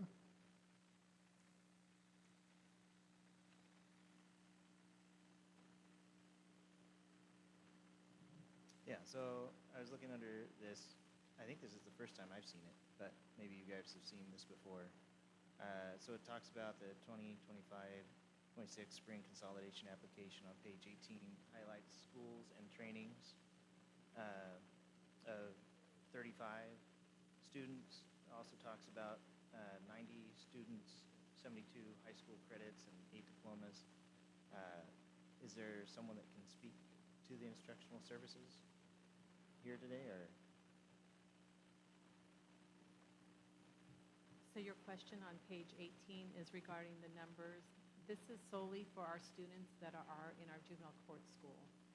So the consolidated application comes annually to the board, and this reflects our students that are enrolled throughout the year in juvenile court school who have earned either during the time they were in the court school these credits or the diplomas, or the time thereafter. Am I understanding your question? Yes. So it says that we will comply with the reporting requirements. Is that what you're asking us if we will comply with the reporting requirements in this resolution? I'm just wondering why we're passing this resolution. It just says, why isn't this just like standard operating? Why is this like a resolution and something that we have to pass with a vote? Am I missing with the resolution? I'm sorry. It's the application, not the resolution. Oh, okay. Annually, these are funds. This shows how we distributed the funds, the categorical funds that we earn, and annually it comes to the board for action for approval. So I guess if it's an application, it's something that you guys can't apply for unless we approve it? I'm just wondering why it comes before the board for us to do anything with if it's something that Mike can do on his own. And so we're being asked to vote on it and approve it. Yes. Is it something that we're actually responsible for with authority and jurisdiction, or is it something that Mike is? It's for our schools and our programs that we run as a county office. And it does, Solely. the spring consolidated application does require board approval in order to apply for these federal title dollars. Yeah, 'cause in the past, there's things that you can apply for without us, so this would be something that. Yeah, federal dollars need to, the spring application does need to come here. That's why, I mean, it is on the consent agenda because there is, well, CDE in the past has been a little late, right? This is called the spring consolidated application, and here we are in June. But this is an annual thing that we bring to the board for approval, specifically for these title dollars. Okay, yeah, because like I said, in the past, like there's things that you bring before us that are just informational items, like, oh, okay, these are grants that are informational items that don't require board support of a vote to approve, and this would be like something that we're going to approve. It is a little complicated. Yeah, right. These dollars, as Mike and Claudia have mentioned, because of the federal requirement and because we are an LEA, right? There is a designation that requires that board approval.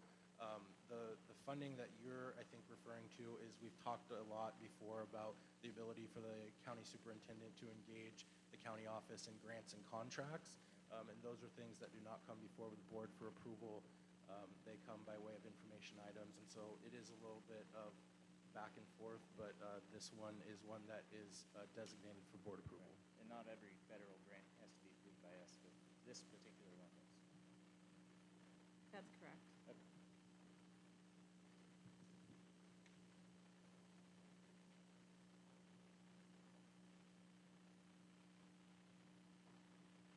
Any questions, comments? We'll need a motion.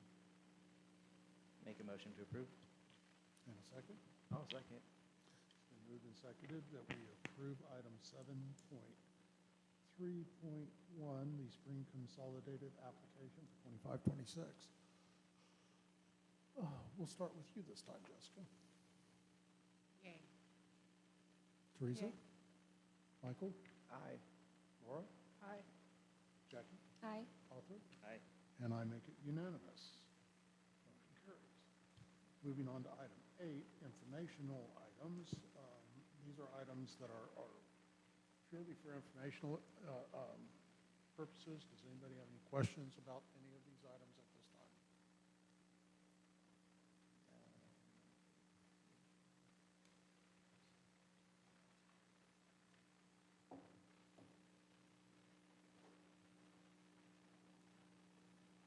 Item 8, 1, 2 are information items. If there are no questions about any of these items, we will question about 8.2.3. Which one was it? So California Community Schools Partnership Implementation and Plans. Okay, so a question about item 8.2.3, California Community Schools Partnership Program Implementation Plans. Yeah, so there's 42 pages there, and we got a lot of pages this meeting. But on page 27 under goals, it says that the teachers will implement or integrate CBL into their instruction. Do we have anybody that can talk to that? So it's page 27. And then it's under goals. And it says that the 75% of all educators will integrate CBL into their instruction. That doesn't elaborate what that even means. Oh, it's their classroom-based learning projects. It's a methodology that's used for learning. I mean, a lot of classroom-based learning projects are hands-on projects, and I'm not sure what the reference is, if there's a specific curriculum in this case, but classroom-based learning is a term that's used in education. Yeah, Is that? There was just like a one-liner in there under goals, and I was like, okay, well, then it didn't explain what that even meant, so. It's instruction, it's instruction that's related to content, and so it's not a particular content, it's how it's delivered. So how does that get measured if you're expecting 75% of 30 school, so 75% of the 30 schools that are involved, that the teachers will, how do you measure that? So it's the participation in the professional learning. That 75% of the teachers at that school would have participated in at least one of the professional development opportunities. Does that make sense? Well, So each, I so do we, get that, but how do you know that they integrate it into their classroom instruction? we don't know the integration. That's a really great question and always a challenge, frankly. It's just attendance at the professional development opportunity. I think, too, the effort to work with administrators that are in support of the classroom instruction. Yeah, I would add, these are our schools, our programs that we have oversight of, and so that particular site administrator, that would be something that they would monitor as they have their staff attend and promote this professional learning, and then as they're on the site monitoring the classroom instruction to ensure that they're integrated and provide supports as necessary. Okay. And then Jackie was just showing me on that. It doesn't say classroom-based, it says community-based. Oh, I'm sorry. And I think the idea there is just connection with real-world community engagement. So like working, developing professional development to help educators with real-world application of what's happening in classrooms is the kind of the pedagogy around that. I don't know. I'm just a nurse. I always look to see like hands-on, like how does it equate in real life? Like, can you give me an example of what that even means? Well, I think that nursing is a perfect example, right? So you're learning science-based, and in the delivery of that science curriculum, you would then be looking for real-world community-based connections, and maybe bringing in some of those opportunities for students in classrooms to be able to see why am I learning this? How does this apply to life outside of class? So I think that community-based learning, the idea there is around engaging with community and what does this look like, right? Whether that's opportunities in construction, opportunities from science to healthcare. I think we've got opportunities trying to build up, even looking at Reach Higher Shasta and doing some things with internships and some of those things. Like right now, actually, we've got a summer program that's happening with kids that are engaged in early childhood education internships over the summer. So just looking for what do those opportunities, our community school staff working with folks in that region to be able to specifically here for our schools, what do those community-based opportunities look like for our Excel students? I can give an example at our juvenile court school, and I know it's limited, obviously with the setting. Those students, some students will be allowed, there's a garden that they've developed. There's a garden stand where they have sold some of their produce. And so really trying to then integrate some of those skills that, are used in the community, or there could be a civic engagement type of activity. So that would be an example.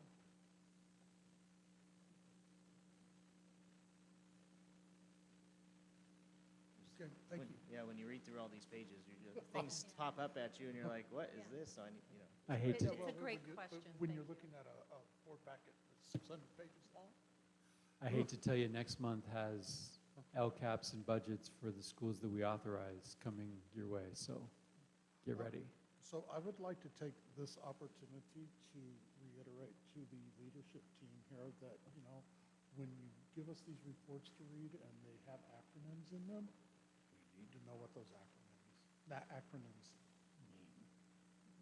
So, Acronyms are spelled out. So like if you look in the report, CBL in parentheses is provided, the community-based learning. Yeah, it's in there. Yeah. thank you. Always. All right, moving on to item 9, No, action. I have a few questions. I'm sorry? In the same area, who are the community partners?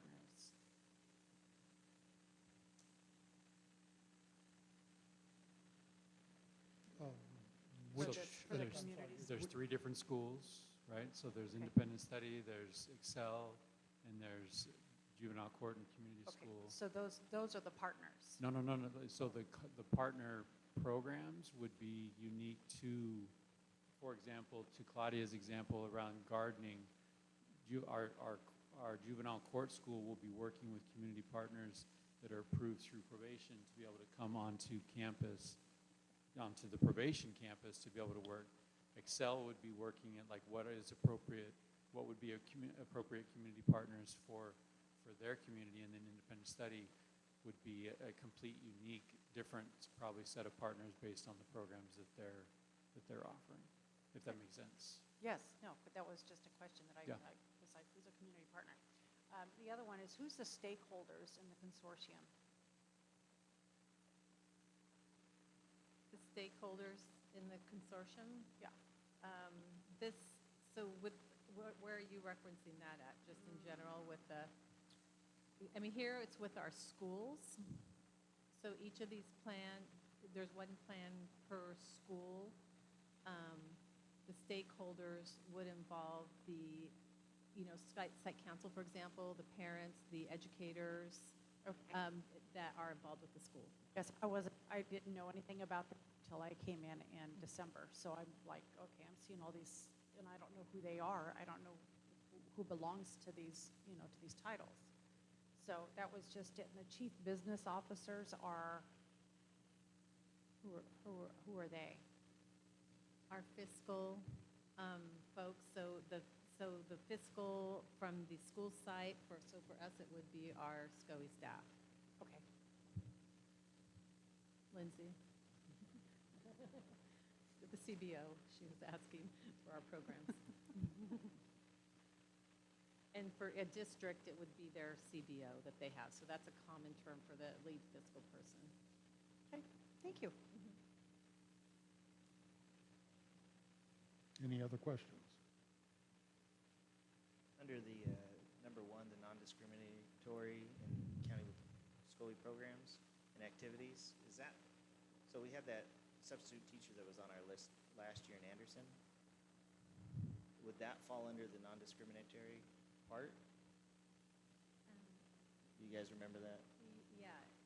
No, my understanding is that this document is in alliance with, it's in compliance with board policy that was attached, 4010. And so for our programs, that we're ensuring that there's access. Just later on, under board area, could you guys give us an update of whatever happened with that? Yeah, so this particular non-discrimination is not related to like discrimination in employment practices or anything of that nature. Given that particular incident, that individual was removed from the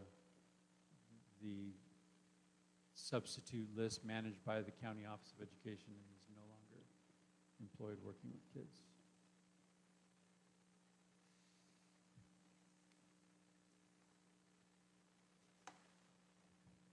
Further questions or comments? It's approaching 7:30. I think we should take a short break. So we'll be back at 7:40 and begin again.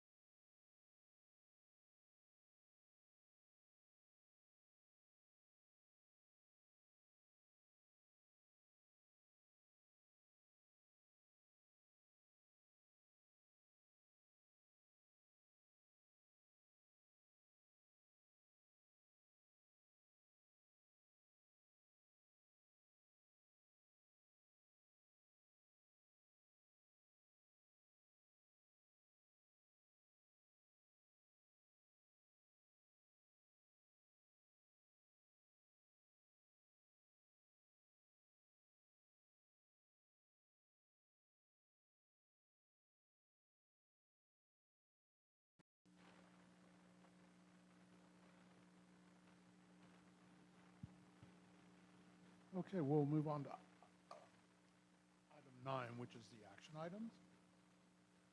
Item 9.1.1 is to approve the 2025-2026 Local Control Accountability, or LCAP plan.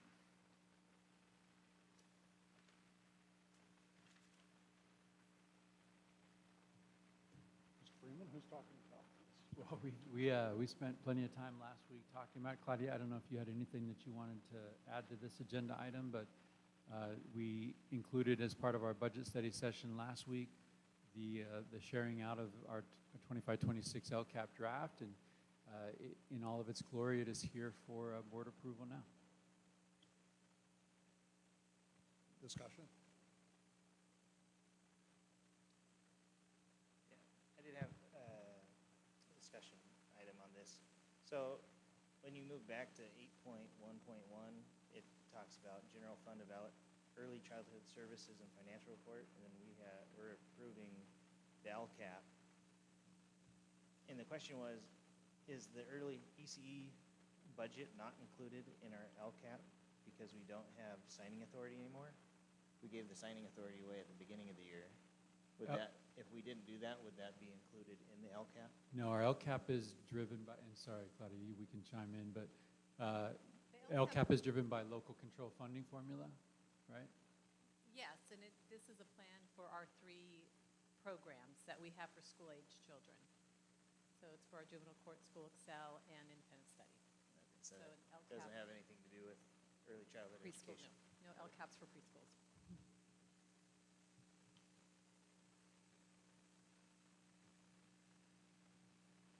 Yes, sir. I move that we approve the LCAP. Second. It has been moved and seconded that we approve the LCAP. Discussion? Then I'll start with you, Arthur.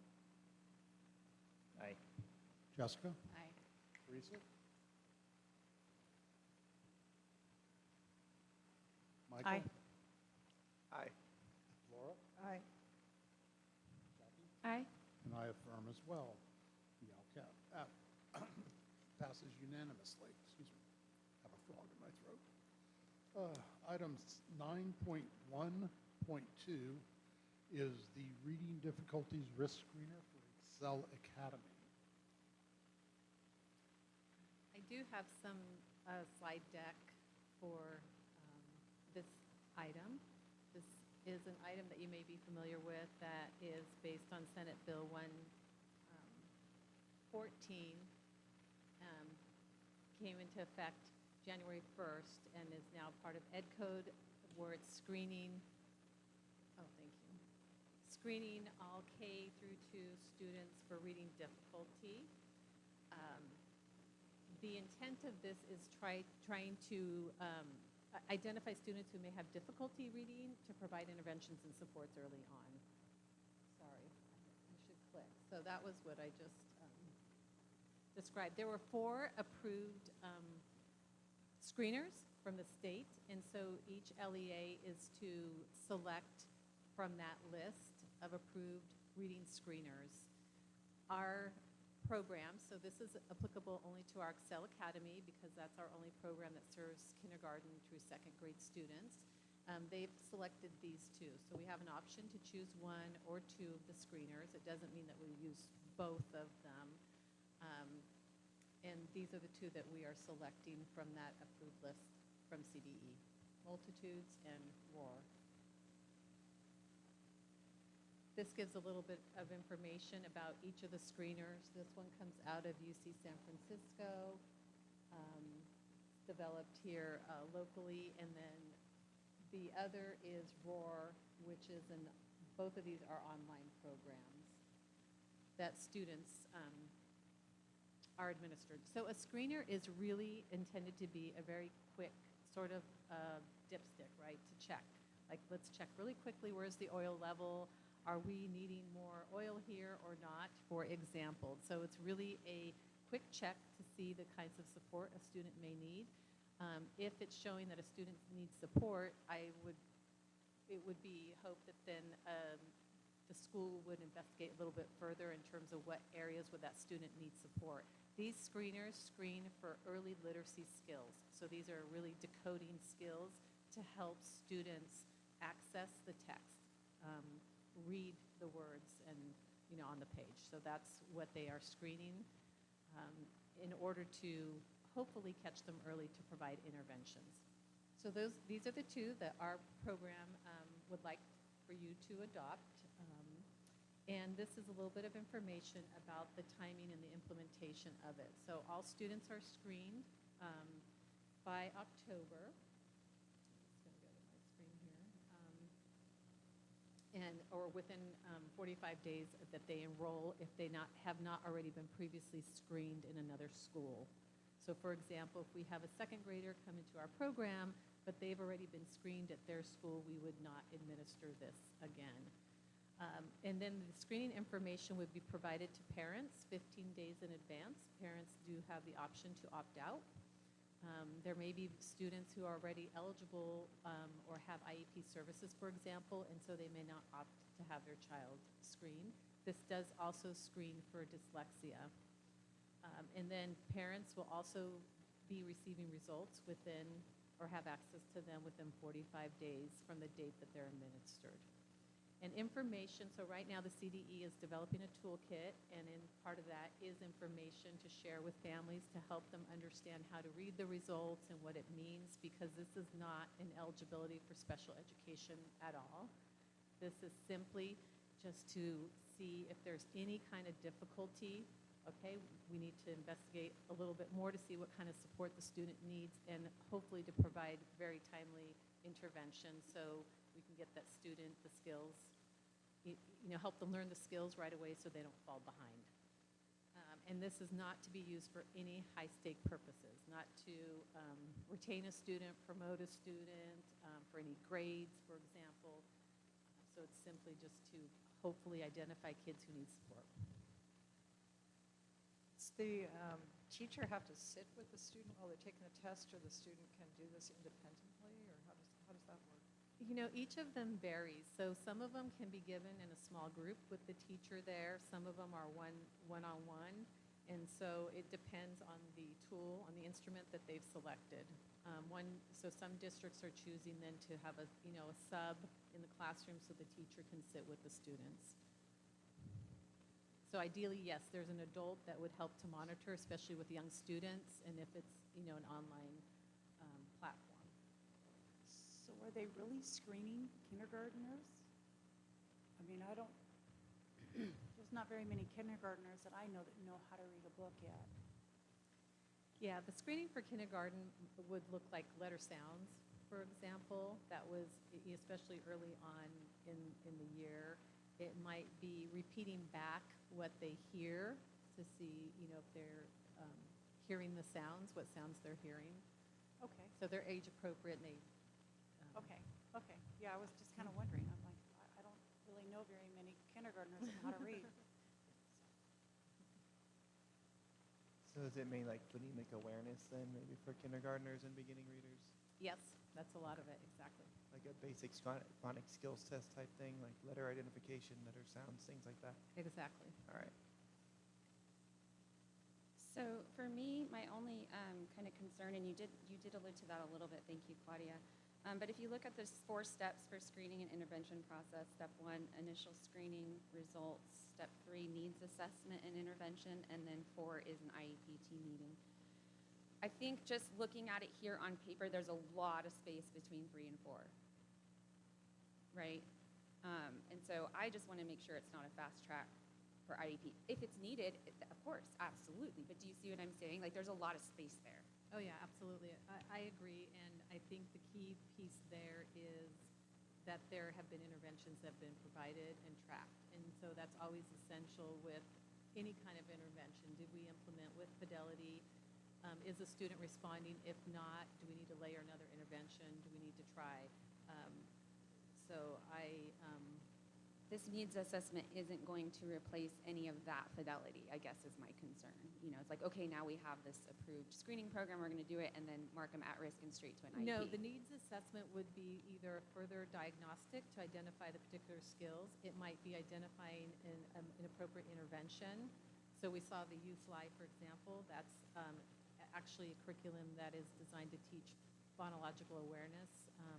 And maybe that's placing a student in one of those to receive that instruction in a smaller group with a smaller ratio, for example. That's what that needs assessment would be.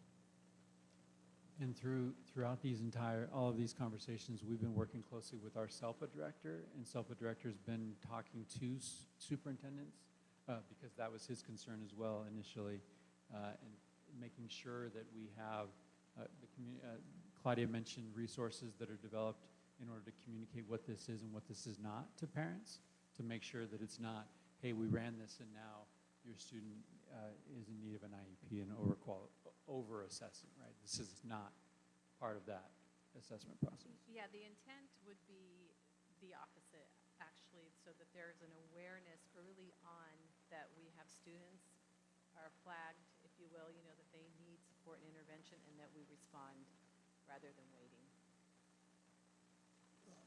So, Claudia, this screening is only for the students at Excel Academy? We don't have kindergarten through 12th grade in our other two programs. So it's only So for the only students? for our programs, The students at Excel.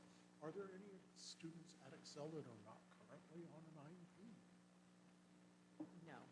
I thought it was Yeah. 100%. But however, they may have, It's I mean, possible an that we IEP could with have behavior, one. for example, versus academics,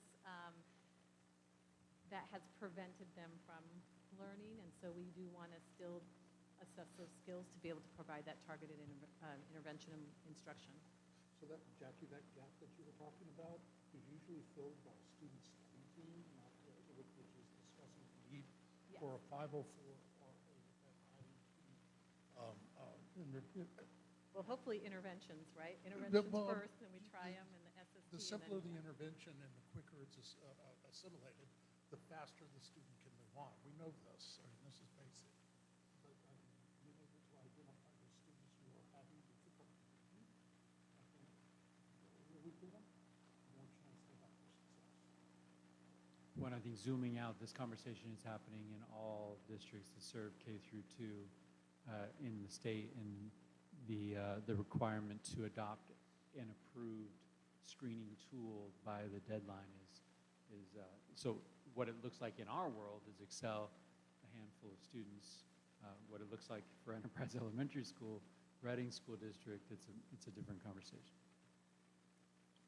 What I worry about with new software development is a lot of people collect data in the background and then they sell your information. So are these programs that you guys are implementing collecting the data and selling it to third-party services, or do you guys know that Well, that answer? is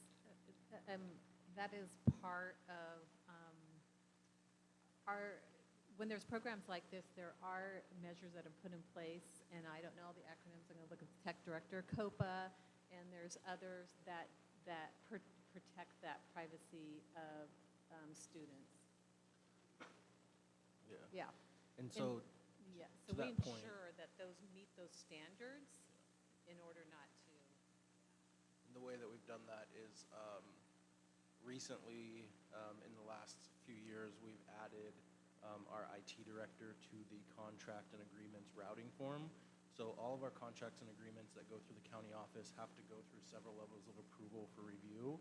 And we each have different responsibilities in checking those contracts and agreements that they have the appropriate safeguards in place based on our specific category. And the IT director was added to that routing sheet for that purpose, Trustee Gorman, where anything that is agreeing to any type of a technology service, a platform, so that he can evaluate the agreement and determine if it's appropriate for us to move forward with the language that's in that agreement. And then if there's language we don't feel comfortable within the agreement, that we would pull it at that time. And this would just be utilized in the classroom, so it's not something that they would be doing at home on like their own devices and on computers at home that could potentially compromise our systems at all. Yes, that's correct. This is when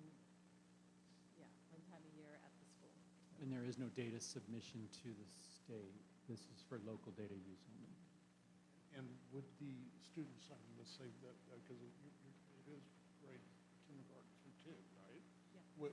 If a student's at Excel, would they be assessed every year? Would they be screened annually? Yes.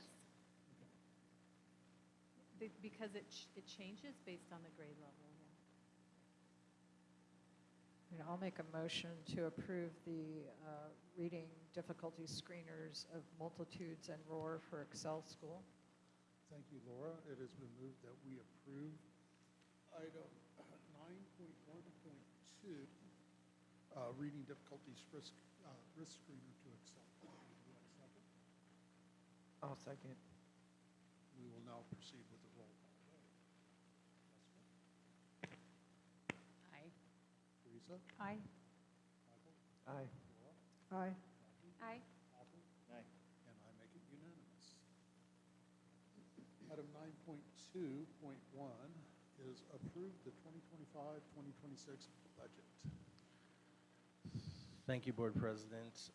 First, I would just like to thank all of our trustees for your engagement in the budget study session last week and for the thoughtful questions that you had regarding our budget, both at that meeting as well as those that have been received via email in the days since we had that budget study session.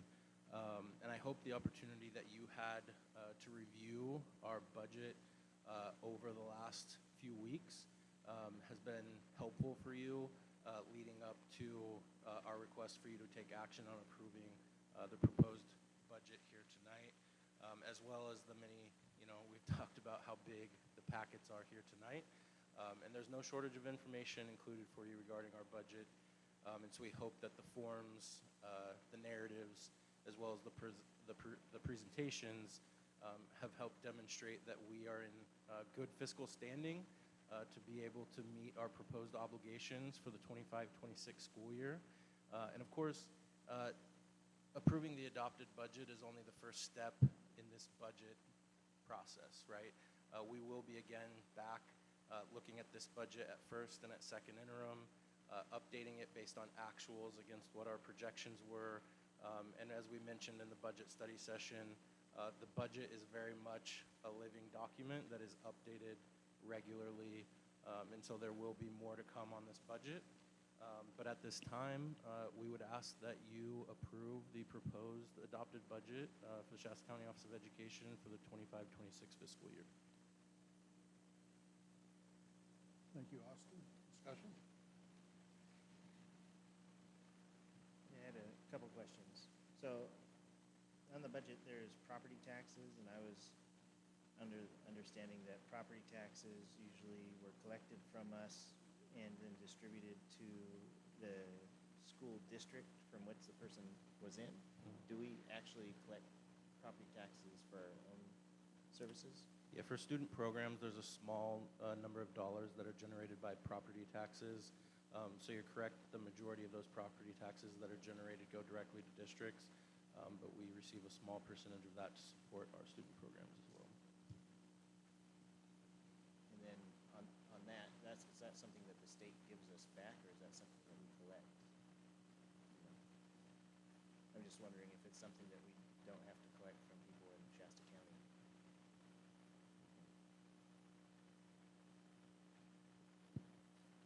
So the property tax is a part of the LCFF calculator in terms of revenue that's generated by, it comes from the state because it's collected, and it's not something that's collected locally. And then there's I forget what, sorry, I didn't write down what file it was in, but there was a file under this one that had 32 pages, and on page 31 of that attachment, it talks about Medi-Cal, and then it says that there's an ending balance of $1,237,253. So my question is, there's some people that say that we're not billing Medi-Cal, and in previous meetings, I know that we said we were going to be billing Medi-Cal. Looks like we have. So how many medical billers do we employ? Yeah, so Quite a bit.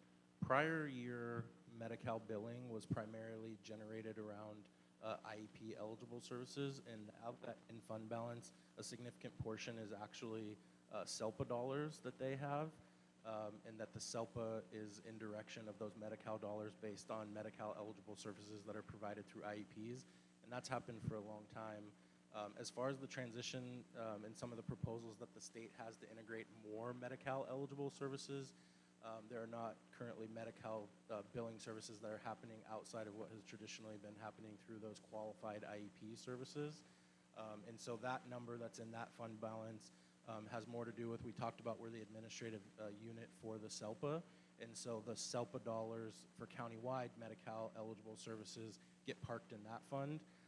You'll generally see a high number of Medi-Cal dollars stacking up in that fund because the state of California does audited lookbacks, right? And so they will pay you what they feel like the reimbursement rate is for Medi-Cal dollars at the time, but then 3 years later they could come in and do an audit of that, and they could say, hey, we overpaid you by $300,000, we're going to invoice you for that.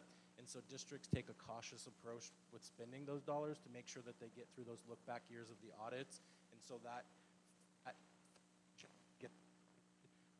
until they get through those audited years where they actually spend the dollars. But majoritively, the funds that you're looking at are there because we are the administrative unit for the SELPA. And then you would say those dollars would be generated from our OT department, speech therapy, physical therapy, assessment, all that kind of stuff. And then how many years is the look back? 3 years? I would have to defer that question just in terms of like the specific years of the look back with the Medi-Cal audits, but I do know that those can go on for several years. I'm not sure what the actual year is, but there's hesitancy to spend those in the years immediately after they're received because those audits are not final, and the funds could be asked to be returned to the state because of overpayments. Correct me if I'm wrong. Like that seems like I don't know of any other mechanism for the state to take money back from us. But that one seems like that they can take money back from us there, but there's not really other mechanisms for them to withdraw funds from us. I mean, it does happen where if it happens both on the federal side and the state side. There's the LCFF unrestricted dollars, and then there's grants and there's contracts. If we did not fulfill the spending for a grant or a contract on the federal state side by the spending deadline, some of the grants, the money is provided up front, and then they actually would invoice us for those dollars back. Other ones, they withhold a certain percentage of that until the completion of the project is done and we demonstrate that we spent it, and we kind of front the dollars and then they reimburse us. So it depends on the specific contract grant revenue source. But traditionally speaking, when we're talking about LCFF dollars and that unrestricted revenue, that's just a funding formula that comes, and then if we don't spend those dollars, it would just carry forward into future years. Do you have something you wanted to add? Questions, comments? Motion?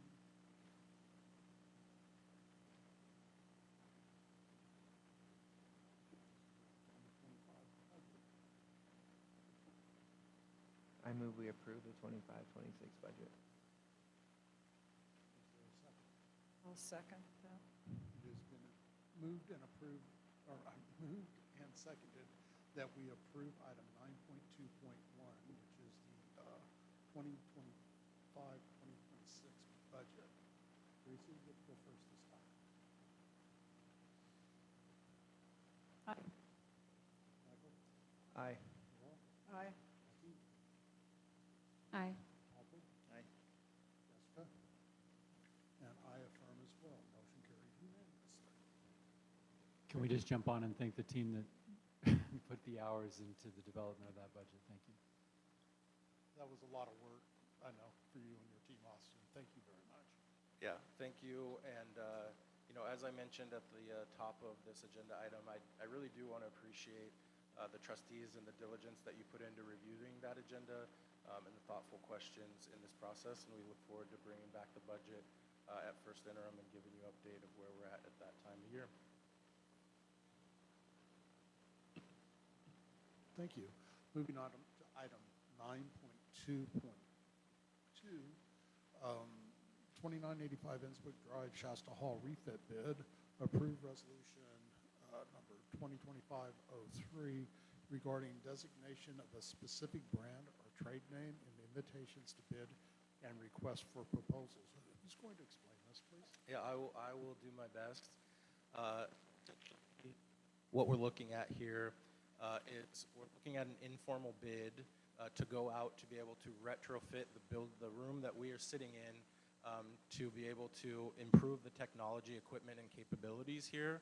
A lot of that has to do with it is aging infrastructure in this room regarding technology that has been on our deferred maintenance plan, but we have kind of accelerated the process because we've heard the concerns regarding the audio issues that we have during board meetings.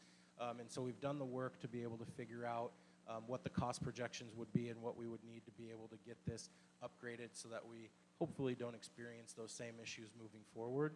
And so essentially what this is that it's with the informal bid threshold. And so public contracting code says that we cannot go out and specifically request one product, right? And so we just have to specify what it is that we want, and then a contractor provides the bid using any product or materials that are available to them to meet the specifications of what the ask is. However, there is the ability for us to come forward to the board and request a resolution that allows us to seek a specific product. Now, the delineation there is that we are not taking one specific vendor. Anybody could provide a bid using the specific product that we're asking for.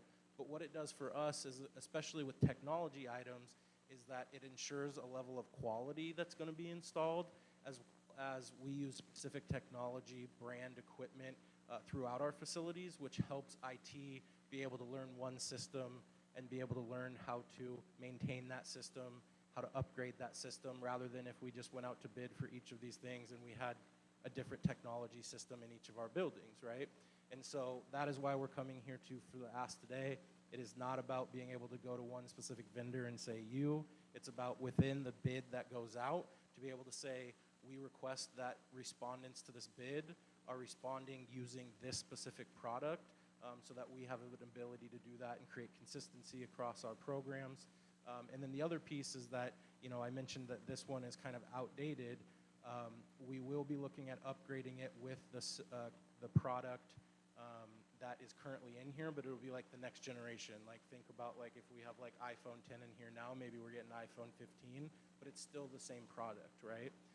And so this would be our first time buying that generation of product, and it allows us to use it as a pilot program to determine if we still like that product, where we would want to retrofit our other facilities with that same product moving forward.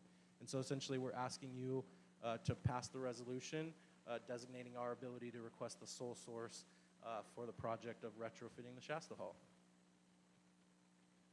Well, that was clarified.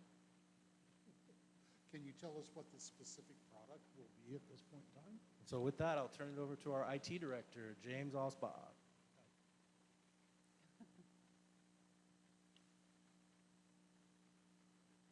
So we would be requesting Shure mics, specific model numbers of Shure mics, as well as Crestron switchers and associated gear in the back. That also allows us to maintain the same look and feel across the rooms as well, so that not only does IT know how to use it, but the staff who use the rooms know how to use it. Thank you, James. Any questions? Do you have a budget for this? I mean, you're asking us to pass a resolution without a budget, so. Yeah, so the informal bid, the superintendent has the ability to engage in the bid process for the County Office of Education. And so this is kind of a unique thing in the code where the superintendent has the designation through the informal bid process to go out below the formal bid threshold without there being a budgetary line item passed. And so because we are below that formal bid threshold, it'll be an informal bid where we will be going out and conducting that. But we aren't able to do the sole source without the board approval. And I would ask Tom to verify that my understanding is correct on that. What Austin said. Will the bid be coming back to the board for approval at a later date? No. Thank you. No. Okay, I just wondering if you have a general idea. I Yeah. mean, you probably looked at how many mics you need and how many cameras and all that, and probably thought, well, this is the price of it. Yeah, Do you I guys believe, have like a I believe that preliminary? the estimate that we have without having gone out to bid, so, when we're expecting that this project to be in about the $135,000 range. Of course, tariffs and who knows when we get the actual bids back. Or if you might get That's it what we're next year. looking The equipment comes in 2 years. Yeah. It's sitting in a boat somewhere. That's the other. But yeah, and this would allow us to, again, pick that specific, those specific brands. So you're just asking us if you can buy a certain product, but you'll come back to us if we want to approve the budget later? Is that the deal? What I'm telling you is that the county superintendent has the ability to award informal bids that are below formal bid threshold. And so we regularly go out for informal bids without asking board approval for that.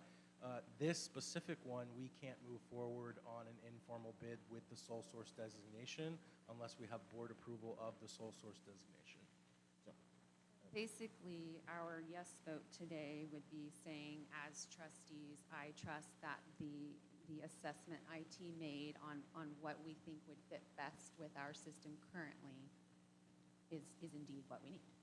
Correct. That's it. That's all I'm saying. Correct, and that we are demonstrating the necessity to designate a specific product in that ask when we go out to the vendors, because it is what is used in our other facilities, and there's a benefit to the IT department to be working with common technology.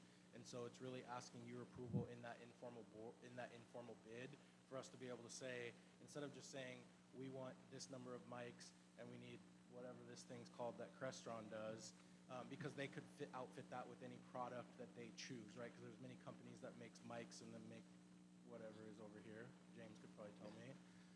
And so instead of going out and having anybody put together the lowest bid that could be subpar technology equipment, that we would be able to say, no, anybody's willing to respond to this bid, but in your bid, you need to be including the use of these specific products because that's what we have requested. But we can't include that in the informal bid unless you grant the resolution allowing us to do so. And What is honestly, the formal bid threshold?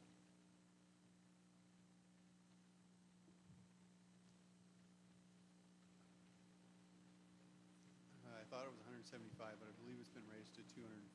Thank you. That may not be the correct number, but it's in the ballpark. Yeah, and there's some variances with CUPCA in terms of if you're a CUPCA member or if you're not, and what that formal bid threshold is. But that 240 number was just kind of an off-the-cuff number that I threw at you just there. But what I can do is I can follow up with you with that specific information about that formal bid threshold. So you didn't sole source it, then Mike can just approve $240,000 without a board vote. Correct. Through the informal bid process, Mike would be able to award a contract or a bid below the formal bid threshold. But the difference is that there's an informal bid threshold and a formal bid threshold. And below an informal bid threshold, it allows us the ability just to contract somebody for a product, right? We had, I think Mike's going to cover it in his superintendent's report, we have preschool moving into the Magnolia location. And so with that, we needed to bring a contractor in to do some restriping of our parking lot there to provide designated walkways and designated parking spots for parents during drop-off. That was a several $1,000s project that did not require a bid, and our M&O director could go directly to this company and contract with them for that service. Then you reach the informal bid threshold, where Mike has the ability to call for an informal bid, and we must collect bids on that. But below the formal bid threshold, we collect bids through the bid process. We keep records of having done the bid so that they could be expected for public purposes should somebody ask for that. And we are still required to provide the lowest responsive bid in the informal bid process. We just are not required to come to the county board to ask approval for the informal bid. If we get to the formal bid threshold, then there must have been budgetary action taken to approve that bid. And if I could, the informal bid is really separate from what we're asking about today. The informal bid is the informal bid. What we're asking for is, when we go out for this informal bid, can we ask for Crestron and Shure mics? So if you were to say, no, we can't do that, then we can still go out for the informal bid in the same way. It would just be, we would get Johnny's switcher and we'd have to change out the screens and it would look different.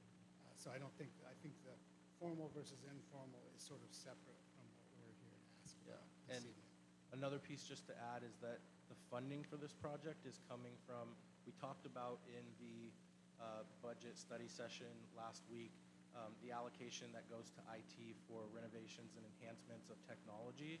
So the funding for this project is specifically coming from the IT budget as well as the IT reserves, where in some years they don't meet that full allocation that's provided to them, because some years we have bigger projects, some years we have smaller projects in that deferred maintenance process. And so they also have a reserve of funds that gets added to when the full allocation in a year isn't met. And then those reserves help us meet the obligation of a year where we might have bigger technology needs. And so the full fund of this project is coming from the IT budget. James, really quick, in the AV world, this is not unusual for us to be having single source conversations. Bit monitors, we want to walk into every office and see the same setup. In fact, in the IT world in general, if we go out for firewalls, we want to make sure the firewall we buy is the one that we can support. And if we just went out for a firewall bid, they'd say, well, we've got a firewall, but our folks may not know how to use your Juniper or your Cisco, and so we specified the sole source on big things like that where we can support that. I think the rub for me as a trustee to approve the sole source resolution is just, I just want the staff to see it's a big ask, because, I could say, okay, yes, we're going to sole source with just these items. I don't really know what this technology is. And then I'm out in the community and there's this new tech startup doing AV and they're like, hey, and they have another product. Well, and they're telling me the one we got is crap. Like, it just puts me in a weird position. And I just wanted to share that with you. No, I totally appreciate that. I know that the alternative is we go out and get the lowest bidder, whether it's the new thing or not. We have to select the lowest bidder. I mean, which we'd have to select the lowest bidder anyway, but this just gives us some say in what that lowest bidder is. And I appreciate that as well. And I just hope that in this conversation, we all feel the trust we have in James and his crew, right? Because Austin did a great job explaining some of these things that I couldn't even, right? I think that we have specialists that specialize, and I think that, James, we really do appreciate the work that you do, that Cole does, that our content folks do, because that's what makes this excellent, right? We appreciate it. Board members, point of clarification, the informal bid threshold is $220,000. That's the informal one? Informal, yes. Correct, and then the informal bid threshold is that 220, so if anything above that would be the formal process. And then anything above 75,000 has to go through that informal. So the informal is 75,000 to 220, and then the formal kicks in at 220. And just so that we could tell our people out in the community, none of us have a relationship with Crestion control equipment or share microphones. Like my grandpa used to sell computer equipment and he would get like a kickback. Like if he sold so much, he'd get like, trips or whatever as a salesperson, right? So I'm just making sure we don't have any kickbacks coming to us from these organizations. No free cars, no watches, none of that, no free trips anywhere. They don't. That'd be Form 700, right? That's right, absolutely. Mr. Gorman raises a good point. It's always a good idea for board members, if there's any question about whether you, a spouse, or a family member have any financial interest in a vendor, ask questions ahead of time so we can clear out any potential conflicts. They come up very often, and not because anybody's doing anything wrong. It's just because people have relationships, financial interests, all kinds. Yeah, so we're not going to go out and buy stock in these companies afterwards because we would be insider I'm not trading. sure that our purchase will affect the stock, but I wish we were buying that much.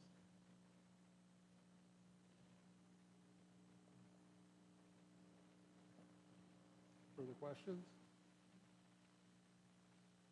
Yes, question. So this might not be on the right topic, but is the public able to use this room? Like, can people rent this room, and can they benefit from all this equipment that we're using through rental and host their own educational trainings, or is that Yeah, not through the something? Civic Use Permit Act, and so they would need to go through our facilities request form, and then it's evaluated based on the type of entity that they are and what the purpose of the space is. And based on that evaluation, there's either a nominal fee applied to the rental of the space, or it is provided free for particularly educational entities of those agencies of that, like nonprofits, things like that sort. But it would be through a facility use request, and that's available on our website. And has anybody rented this space before?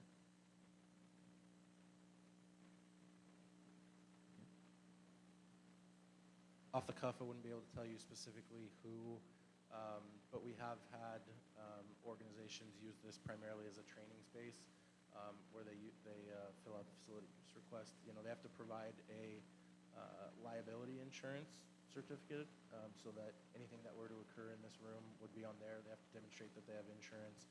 So there is a little bit of a process, but from time to time we do get parties that are interested in using the space, as well as our other facilities. ECS on Hilltop, Magnolia, they all fall under the civic use permit. Thank you. And board members, just so you know, the Civic Center Act applies to all LEAs in California, and we are all required to make our facilities available to the public, all comers essentially. And as Austin said, as long as you fill out the right paperwork, provide liability insurance and all that. Typically, county offices and schools reserve their facilities for their uses first. So room is in demand. So we would schedule it first, but you know, any off hours or vacant periods, it's very common for folks to rent facilities from schools.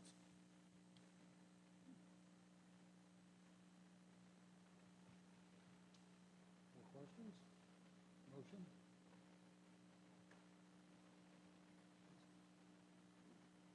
This is an action item. We need a motion. I motion to approve. Thank you, Teresa. It's been moved that we approve. Is there a second? I'll second. Thank you, Jessica. It's been moved and seconded that we approve the resolution 2025-03 regarding designating of a specific brand or trade name and invitations to bid and request for proposals. That is a long title. I'll start this one. Aye. Lisa. Aye. Michael. Aye. Laura. Aye. Jackie. Aye. Arthur. It is very educational. Aye. And Jessica. Aye. The motion carries 7-0. Item 9.3. Well, 9.3.1, we have already approved the letter regarding Assembly Bill 84. So we will go on to item 9.3.2, which is our membership dues, 25, 2026. Discussion? It's kind of expensive. I like the other people. It's only less than 2,000. This is over 7,000. And they just raised it on us. It's over 9,000. 9,000 with, oh yeah. 7747 plus 1743. Sir, that's over 9,000. Included in your information there, I believe in your blue folders, is a membership brochure of what is included with the CSBA membership. So all those lovely daily news roundup emails that you love, right? You love daily emails. Yes. How much are those events that we go to? They're not free, right? They're pretty expensive, correct? Yeah, registration on average, 400, 500, 550. A person. Plus And that travel, doesn't plus include hotel. lodging, plus. Yeah. Yep. Yeah.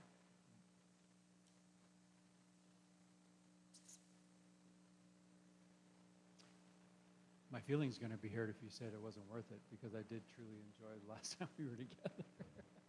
I think it'd be a lot cheaper if we just did our own little thing down there.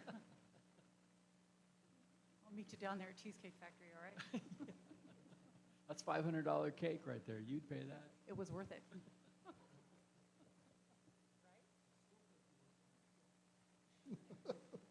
Didn't work.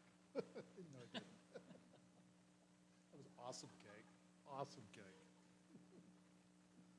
Oh. Discussion on the issue? can always come back to CSBA if ACCBE doesn't work out. Is that right? Yeah, Bina, in her comments, she advises both in her presentations to the county offices that she talks to. All of the current members of ACCBE are also members of CSBA. All of them. So, And in the past, when ACCBE was CCBE, we did pay for both. right. Correct, Laura? I remember those were good discussions to have too. Yeah, I'm kind of surprised at this jolly little letter that makes it sound like it was optional and just a temporary thing, because that was not how it was portrayed last year when we had to do it. So last year we paid for both, but we paid it under protest, the second one for the CCBE. Yeah, that is correct, Laura. And I took that protest to the CSBA delegates, and this year they have suspended the county board member services. So the membership dues for school districts are exactly the same as the membership dues for county boards, which is what we wanted. We wanted that to be fair. So they have made that adjustment, and we're no longer being charged for county board member services separately from our CSBA dues. So I can't give you the numbers specifically. I do want to point out that in prior meetings, we've taken action to decide to attend CSBA events. And so those CSBA events would not be available to us if we were not CSBA members. And some of those that registration process has begun in some of those instances. And if we are not CSBA members, then we would probably be assessed a penalty of cancellation of the events that we have registered for. I mean, I think it's, my experience over the years is that CSBA has been really valuable, and so it was interesting to hear this presentation tonight, because the county association before has definitely been like the less of an experience, I would say. They just, at their events, they haven't had the kind of keynote speakers or much, so they were just pretty, I don't know how to phrase it exactly, but they didn't live up to the standard of the CSBA trainings and conferences that we've had. And so there were a few years where this board decided not to be part of that county group. We didn't pay the dues, and we didn't really seem to notice that there was any problem in not being with them. But I mean, I was impressed tonight with her presentation of, it seems much more of a on-the-ground group with volunteers and just really focused. There's good energy and stuff, so I would be open to that. But I'm just bringing this up that I would not want to drop the CSBA membership. I think it's really valuable. Thank you, Laura. Any further discussion? I have to say I enjoy their emails. They share a lot of information. I don't know if it's worth the $7,000, but I do enjoy the email, because they do put things specifically about education, and they do a fairly good job of being bipartisan. They're very even-handed. And really advocating for children and services. I think my only concern is the politics behind all of this, because CSBA, was in competition partially, and then not, because now they don't offer the county services. So the last thing ACCBE wanted to do is go out and sell a new product, and everybody jumped ship from CSBA. So I feel like there was pressure for boards to stay with CSBA as they made a transition to ACCBA. I don't appreciate being felt like I need to vote to stay with the membership just because of that. And that's where I am. Jackie. The legislative advocacy is only one aspect of the CSBA services that are provided. If we choose to go with both CSBA and ACCBE, which is what I think we should do, we would have a more direct channel through ACCBE because we would be dealing directly with a group that is specifically for county board members, and they want us to join, and they want us to send a delegate to their board. So the CSBA, though, I mean, the annual education conference, I have learned more at the AEC December conference than I do at any other. I mean, it's just incredible. If you've never been, you've got to go just to see the trade show. All of the different products that are available to school districts and county boards, and go and wear those Honor Smith's chocolate bowl. But the CSBA gives us a lot of useful services. The Masters in Governance training that is coming up this summer that I recommend all of our new board members take so that you understand what role that the county trustee is as opposed to being a school board trustee. These are things that if we choose not to go with the CSBA, we will no longer have access to the silver training. So, and I think that would be a mistake. I also don't want to lose the work that Robert and Bina spoke to. The transition work group gave recommendations to CSBA, listening to county board voice, and so those recommendations have been implemented or are in the process of being implemented. So hopefully our unique status as county boards will still feel like we're receiving relevant services from CSBA because they've heard us. Point of order, like a real quick question for Tom. Would it be totally illegal, like go to jail, if we added ACCBE to this agenda item and just, could the board say, I would make a motion that we add ACCBE to the CSBA dues and approve both? Or do we need to do it in separate? You need to do it at a separate meeting because it was listed as a discussion item only. Well, you probably won't go to jail. Just saying.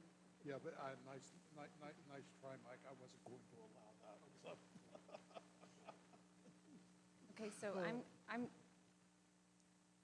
my only request, if I vote yes on this, is that when this membership comes up again, I'm going to want to see more concrete, like we actually did use $7,000 worth of this product. That's all I'm going to want to see next time. Thank you. Thank you, Jackie. I think that's a very good point. We need to use $7,000 to justify this expenditure. I agree. So It'd be not over $9,000. I'm just telling you, you need to get your dollars right. 9,400. Hello. thank you, Teresa. With my caveat, with my small caveat, motion to approve? It has been moved to approve. Do we have a second? I'll second it. It's been moved and seconded that we approve the membership dues for the CSBA only for 2025 and 2026. We will now do a roll call vote. Michael? Aye. Laura? Aye. Jackie? Arthur? Aye. Jessica? Aye. I affirm. Teresa? Aye. Motion carries 7-0. Superintendent's report. Ms. Freeman. All right, if we can cue up my slides. So I'll be quick because I know that we've had a long meeting already and we're not quite done. But this is just the good times that have been happening May to June. Lots of things to celebrate. I just want to commend the board for attendance and participation in graduations. I know that it was a lot between the schools we authorize and the school programs that we run. I hope that you felt some reward and some satisfaction as we saw kids cross stages and go through some of these transitions. It was a great celebration for me. I don't know if folks saw it, but the local media coverage and our own Carrie Schutte in the communications department, those initiatives are meaningful. Laura did a great job reporting out on some of the progress of literacy for the substance use prevention education. We actually had kids from our youth commission presenting to city council and talking to them about the problem with tobacco retail locations close to schools. And nearly, more than half of Reading schools are within 1,000 feet of a tobacco retailer. And so that's a problem. We had powerful student voice indicating why that's a problem.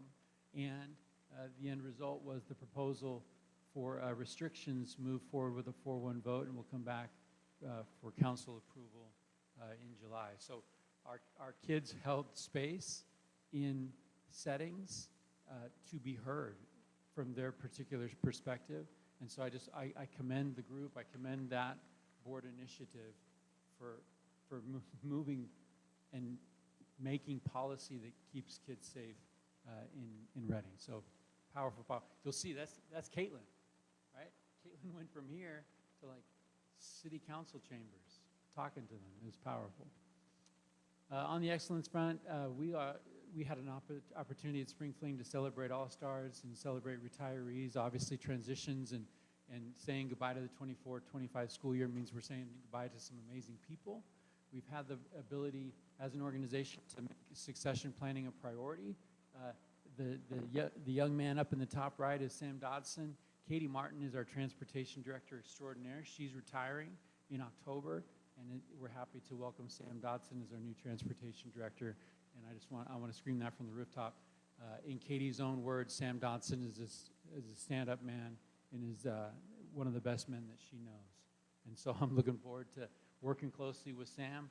Of course, it's hard to say goodbye to the Katie Martins of the world and the Dr. Kim McKenzie's of the world and some of the folks that we recognize. You've seen this group change through the 24-25 school year with cabinet level positions and folks retiring. So that succession planning is key to that organization-wide culture of excellence that we're trying to build. I want to thank all of the departments that are jumping into an improvement science cohort. So we're learning that science of how to get better. We've got early childhoods there. James, you have a team there, right? So I think it's going to be powerful. And again, that gets into some of the things that we talked about with those superintendent priorities and the ending fund balance. So I don't want to spoil things, but we do have a Golden Bell application that we're submitting, and I don't know if you guys are keeping score, but we have 3. We have 2 in this building, 1 in community schools, and maybe we got a number 4 coming soon. I don't know what I was thinking, but I signed up to be a Golden Bell judge, and those applications are coming to me to judge 15 or 20 of those in July because I don't have anything else to do. Like, kind of a glutton for punishment. But the Golden Bell is just innovative programs that are doing great things, making great things happening, and we've got one maybe coming soon. So really quick on the planning, on that cultural-wide, the organization-wide culture of excellence, last week we talked a little bit about what options are available to us with this ending fund balance. And that ending fund balance, it's a couple of areas to explore actually came out of some email exchanges. So I think that where we have the ability to plan for that 25-26, when we hear Austin and Lindsay talk about the budget being a living document, we are going to have the opportunity to work with districts, to work with our board, to be able to come together and look at what do we want to do with that ending fund balance that is responsive to those needs. Laura, when you were mentioning literacy fading out as a board initiative, the work doesn't fade out. That work is still being held. What could we do to take its place as a board initiative? And then how might we be able to designate some of those ending fund balance funds towards those initiatives? So those are all opportunities for us as we look ahead to 25, 26, and beyond. I want to shout out to, I've already talked about the Youth Commission, but that's pretty fantastic. Ayla Tucker, who we do need to connect the board with Ayla Tucker, so maybe we can make a note of that. She's going to be at our July meeting talking about some new safety policy. Beautiful. So Ayla Tucker is our safety director, promoting and supporting internal with our own SCOI programs and external with our district partners.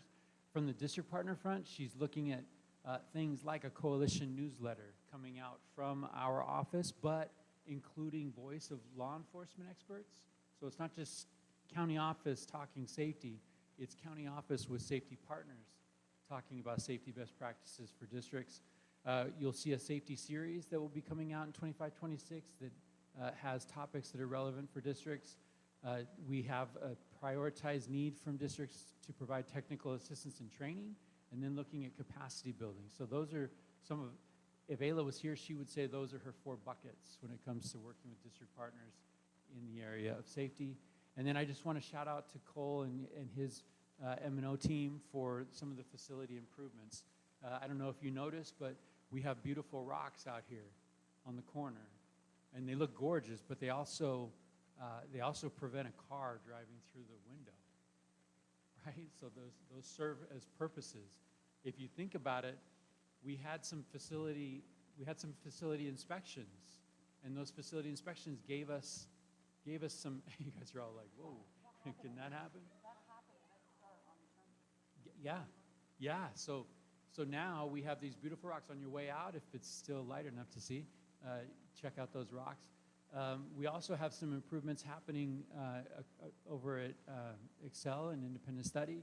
And then Austin mentioned our Magnolia Cottage our Magnolia preschool is back in business with little ones. So you can imagine some of the improvements that we need as we're looking at traffic flow and drop-off patterns for 2-year-olds, right? So I want to thank Cole and Austin and the support, fiscal support as well, to make some of these projects a reality. It's just cool to see as we get ready for 25, 26.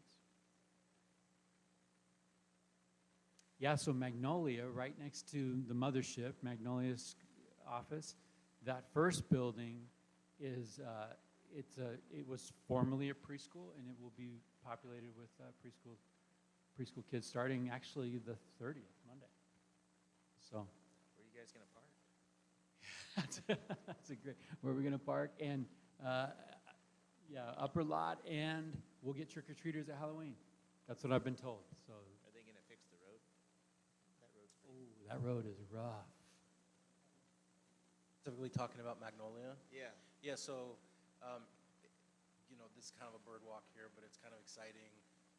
And I really would just like to give kudos to our M&O director, because we have known that this project was coming for about 1.5 years now, and it is a arduous process through state to get a preschool licensed, right? So we've been working through the licensing project. ECS has been doing that. In the meantime, in advance of knowing that there was going to be a preschool here, we engaged the city of Reading in conversations about, we don't have a school zone in front of Magnolia, and that is a thoroughfare for people to cut through between Placer and Eureka Way, and it is not a slow thoroughfare.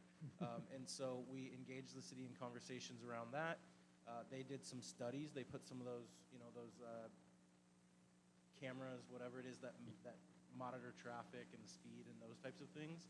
And our facilities director is currently in the final steps of working with the city of Reading on implementing a 25-mile-per-hour zone in front of the Magnolia Cottage. And so to that point, it's kind of a cool thing that we were able to engage with them in that way. So that's on the safety front. When we talk about success, 'tis the season. Like I started, we just had an amazing opportunity graduation season, graduations galore. We had all-star student recognition with our own student programs in an AXA event. Summer project share is happening. It kicked off last week. I mentioned 600 kids on the Dolly Parton Imagination Library waiting list, and then the Magnolia Cottage Preschool opening up tomorrow. On the supported front, we are Reach Our Shasta, trying to get kids to climb instead of slide, right? kids leave school in that summer slide of like losing reading proficiency and losing some of the skills that they had. So supporting, working with some partners there. You got Simpson, we got our Tier 1 program. We had a Screen Time Matters, episode 10 of the podcast. Jim Cloney retired recently.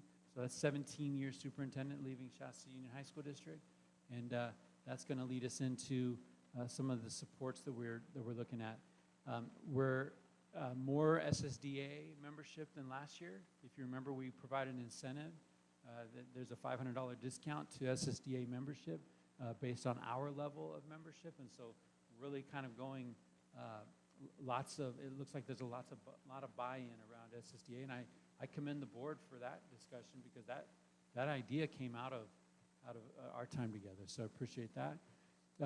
Man, that third bullet, that's breaking news, or that's not quite ready for press, so I might be a little premature here, but our team works to develop a legal consortium pay rate, a fee structure, so districts can buy into a consortium and have access to legal services across the county. And our team put together their heads, and we've come up with a proposal that we're in the process of sharing with districts that are actually, our concern was big districts need to be in our consortium because if we lose the bigs, the whole thing crumbles. And we were actually able to build a fee schedule that is going to be less for everybody.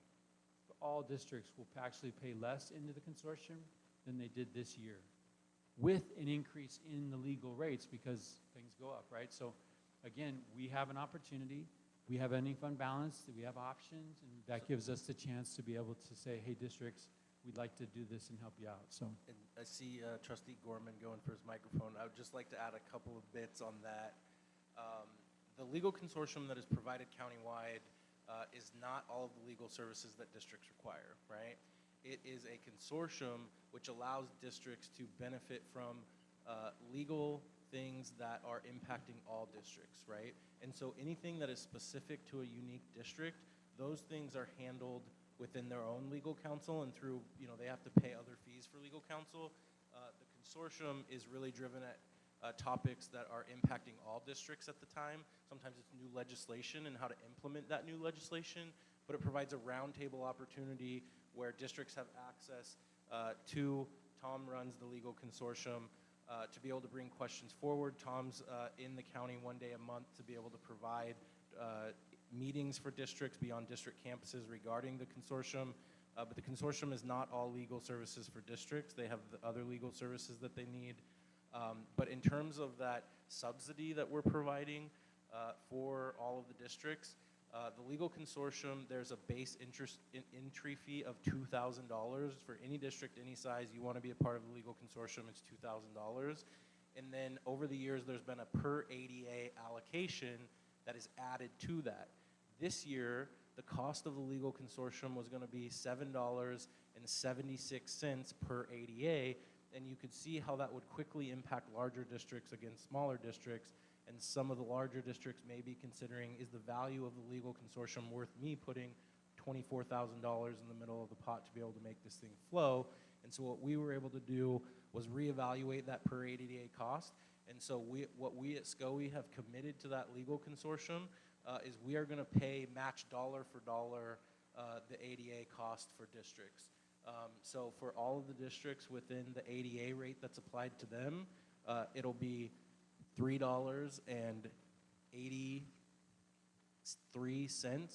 and we will pay the other $3.83 for countywide ADA to be able to support that consortium and keep the legal consortium cost down for districts to help support the equity of the way that the ADA is applied to districts, as well as the continued viability of that consortium. Have all the districts in the county join the consortium? So this is where Mike said this is hot off the press. So a couple of different things. This is more of a bird walk. We experienced a 24% increase in our legal consortium costs over the year, this year over last year. We have been the benefit of not having an increase for several years, and this year we needed to have that legal consortium increase. And so actually our CSA group, the countywide superintendents, asked us like, hey, this is a lot to swallow. And so have we looked into alternatives for this? And so we collected 2 additional bids from law firms across the state of California, both that were significantly more in line with services that were provided in the original bid. And so that kind of delayed our process a little bit, but we had agreement on the law firm that we were going through for the legal consortium for the 25-26 school year. And yesterday, actually today, we sent out the updated proposed fee schedule to the districts. And I think as we sit right now, we have about 15 of the districts that have confirmed their participation, and we're hoping to hear from the others soon. So 24 districts have all approved their LCAPs, and they all come here for approval, right? So that LCAP review process is underway. That review looks also like at programmatic and fiscal. So our program people are looking at those LCAPs. Our responsibility is to approve all of those LCAPs. And so our, funny fact, our LCAP that was approved here tonight actually gets sent to CDE for approval. So it's a little different as a county office. Continue conversations with Chivon expelled youth and looking at 25-26, them being the placement for expelled youth in Shasta County. And that is fiscal, that is payroll, that is some detailed conversations there. But I think that I just commend my team for the way that they are jumping in. I think everybody understands the priority of meeting the needs of districts, specifically in the area of expelled youth for next year. Mike, with the LCAPs of I know there's 24 other school districts, but the ones that self-certify that don't use our service, what happens if for some reason the state came down on them? Would we be responsible for their actions if they're self-certifying? We approve all LCAPs, and okay, let's back up. The development and coaching and conversations that we have throughout the spring in the development of the LCAPs is a higher threshold than actual approval of the LCAPs. So our team is basically like, did you follow the instructions? Can you afford what you say, what you're including in your LCAP? So there's 4 or 5 criteria that are the approval criteria for our LCAPs, and that's what our team does. So our team does not say that's a lousy use of those funds.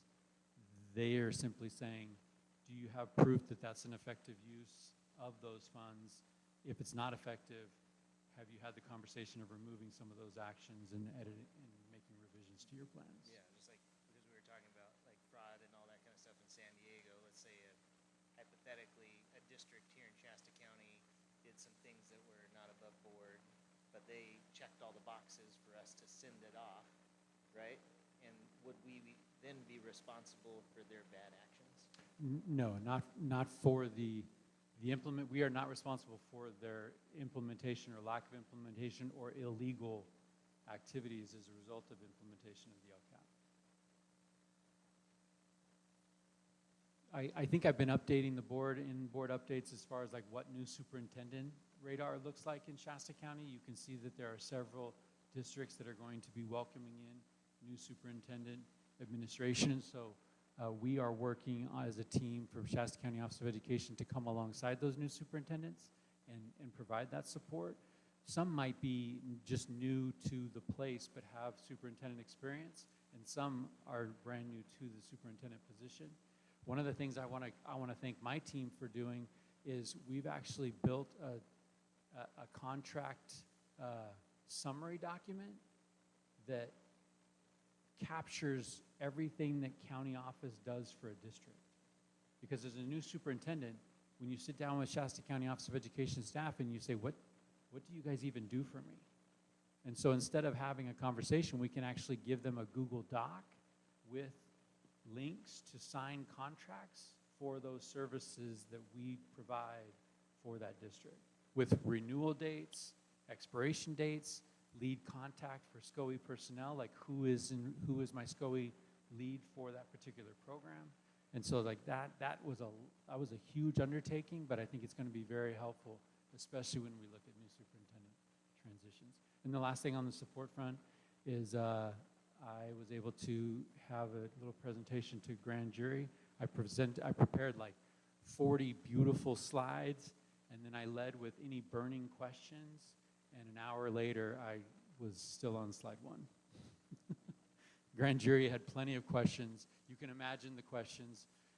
Why so many districts, right? Like all of those things. So we had a great, great discussion at the grand jury level. That's it. That might be the last time we see that. Maybe. Anything's possible.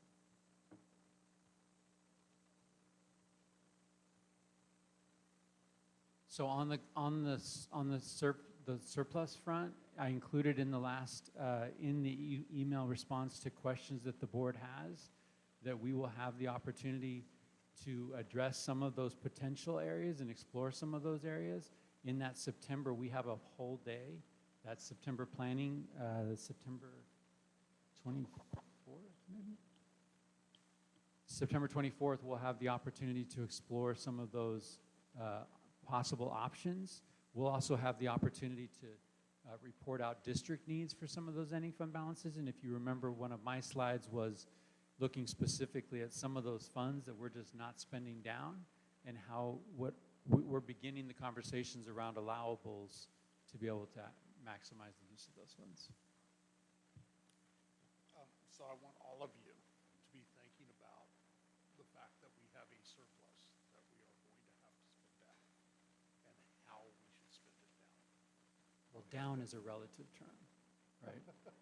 We don't want to deplete the funds. We don't want to spend the entire reserve. We are still fiscally conservative here. But we do need to get the surplus down to a manageable amount, so that we're not making our management team or our leadership team over here nervous, because I understand there's been some issues. I mean, think about things. We could finish funding West Camp. We could fund every child that is signed up for the Dolly Parton Library.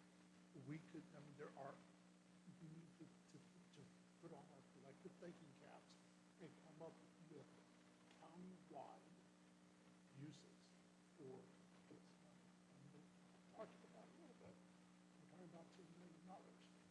So, Well, we're also looking at, are the ideas or the proposals, are they one-time in nature, right? Because we're not using, any fund balance is a savings account. A savings account isn't used on things that eat and sleep, and right? So we want to make sure that we're having guarded conversations as we go into this.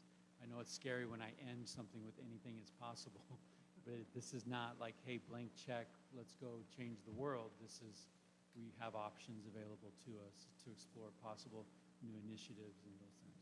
Well, when you guys brought Rocky up, I know he went to a couple schools, and like there's people in town like Robert or Mr. Brown and different motivational speakers. And I think me and Michael were talking, and it would be nice if we could do more community engagements, like maybe fill up a whole football field at Anderson, another one at Central Valley, and hit all the high schools and invite the whole community to the football field to experience the same thing that Mr. Brown or Rocky or all those people can get, and it coincides with our initiatives, you know, so we could bring in people to do acts of strength and motivational speeches and just do a whole tour around Shasta County.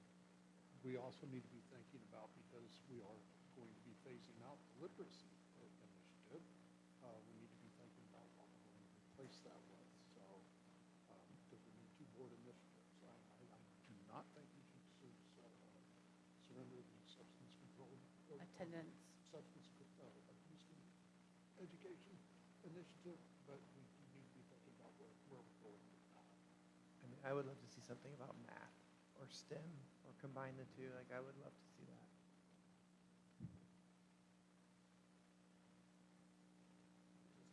Attendance. Sorry.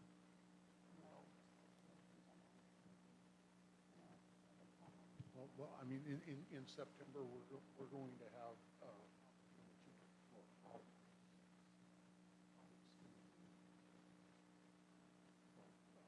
do research, come prepared.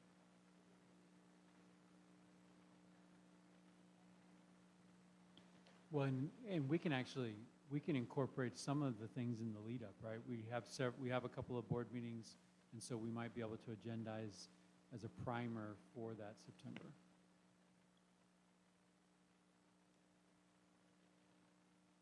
Okay, thank you, Mr. Freeman. Item 11, discussion. Item 11.1.1, the report on the results of the local indicators in the development and adoption of the 2025-26 local control accountability plan. Assuming this is coming over to Yes. Claudia? Yes. The next two items, this is an item that was touched upon in the LCAP presentation that Gary Webb presented last month. So these are an annual report that comes to you to share the progress on the state priorities. If you remember that we have 10 state priorities. And it is mainly a self-reflection tool, and now this tool is embedded or uploaded as part of the California dashboard as well. And so it provides a bit more of a comprehensive picture of both the state and local indicators showing progress in those priority areas. I don't know if you have any questions about the report. And these were used, Carrie shared these to inform the development of the LCAP, and Ed Code requires us to bring them to this meeting as an information item so that we can share the reflections with the board. And the second item is another item that we bring forth to you as part of the Ed Code, which is annually we bring the summary of the differentiated assistance and LCAP support that we will be providing in the coming school year. So this is the plan for 25-26. The biggest, part of this, the goal is to provide a system of support to support our districts and our schools and helping to meet the needs of students and building their capacity. In addition, the goals, you see there's three main goals in here, and one of them is the approval of the LCAPs, not just approval, but also providing support along the way. And the other, in addition to that school system of support for all, is providing technical assistance or differentiated assistance to schools that qualify based on the indicators. And so those indicators include academics and part of the California dashboard. You got a little bit of preview of that when Sherry DePauli had shared attendance and suspensions. And so currently we have 11 districts that qualified and I want to say 5 that we are monitoring in year 2. They've extended the state has extended the differentiated assistance period from 1 year to 2. Thank you, Claudia. Does anybody have any questions on either local indicators or differentiated assistance? All good? Okay, moving on to item 11.2.1, concern from a member of the public regarding social media post by board member French. I would like to request that that item is removed from the agenda because it falls outside of our purview of SCOE. Posts on my personal Facebook are not under the SCOE jurisdiction. Tom? This item is a discussion about whether Board Bylaw 9005 is or is not followed. So it's a policy discussion about behavior of board members, and it's appropriate for a board agenda item. So are we saying that any Facebook post made by any board member is going to be put on this agenda if asked by one community member? Well, Ms. French, I think that's a discussion amongst the board members as to what you feel is appropriate for airing at a board meeting about board member behavior. I just feel that it's inappropriate for to use this platform as a political stance. Like, I shouldn't have to come here and talk about my political beliefs on this board. That's not what this board's for. So if I can I just, shouldn't have to defend my political beliefs on this board. if I can just provide a little bit of context. I would like some context also, because my other problem is that there is a massive lack of transparency in the way that this came about. On the board, on the cover sheet, it says that it was going to be presented by Robert, who says that he did not request for it to be put on, and in fact, he didn't agree to it. it says that one of our board members wanted it put on here. Their name is not announced. There was an email sent out by a community member whose name was redacted. There's a lot of lack of transparency, which I've experienced the complete opposite of when I was a constituent and reported the same thing, and my name and my entire email and everything was given to this board. So I want to know why the difference is happening right now, and I want to know why the lack of transparency. Yeah, if I can speak to it. Yes, thank you. So the prior was an action requested by you as a member of the public as an action item. I received an email from a concerned member of the public, followed with that concern, I had that concern to bring to the agenda setting meeting that we have scheduled with President and Vice President of the Board and Secretary and myself. The day of the agenda setting meeting, I believe, I received an email from from a trustee indicating that they too had the same concern. So I took public concern, trustee concern to the agenda setting meeting with Robert, and we decided that it would be looking at board bylaw, looking at past practice and what we did do in that particular instance that you're talking about. So that's what landed us here as a discussion item. And it was agreed upon.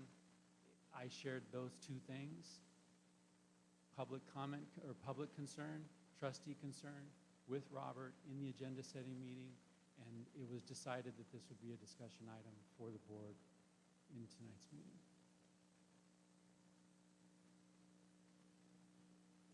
So my concern was, is still the way that this came to the board. I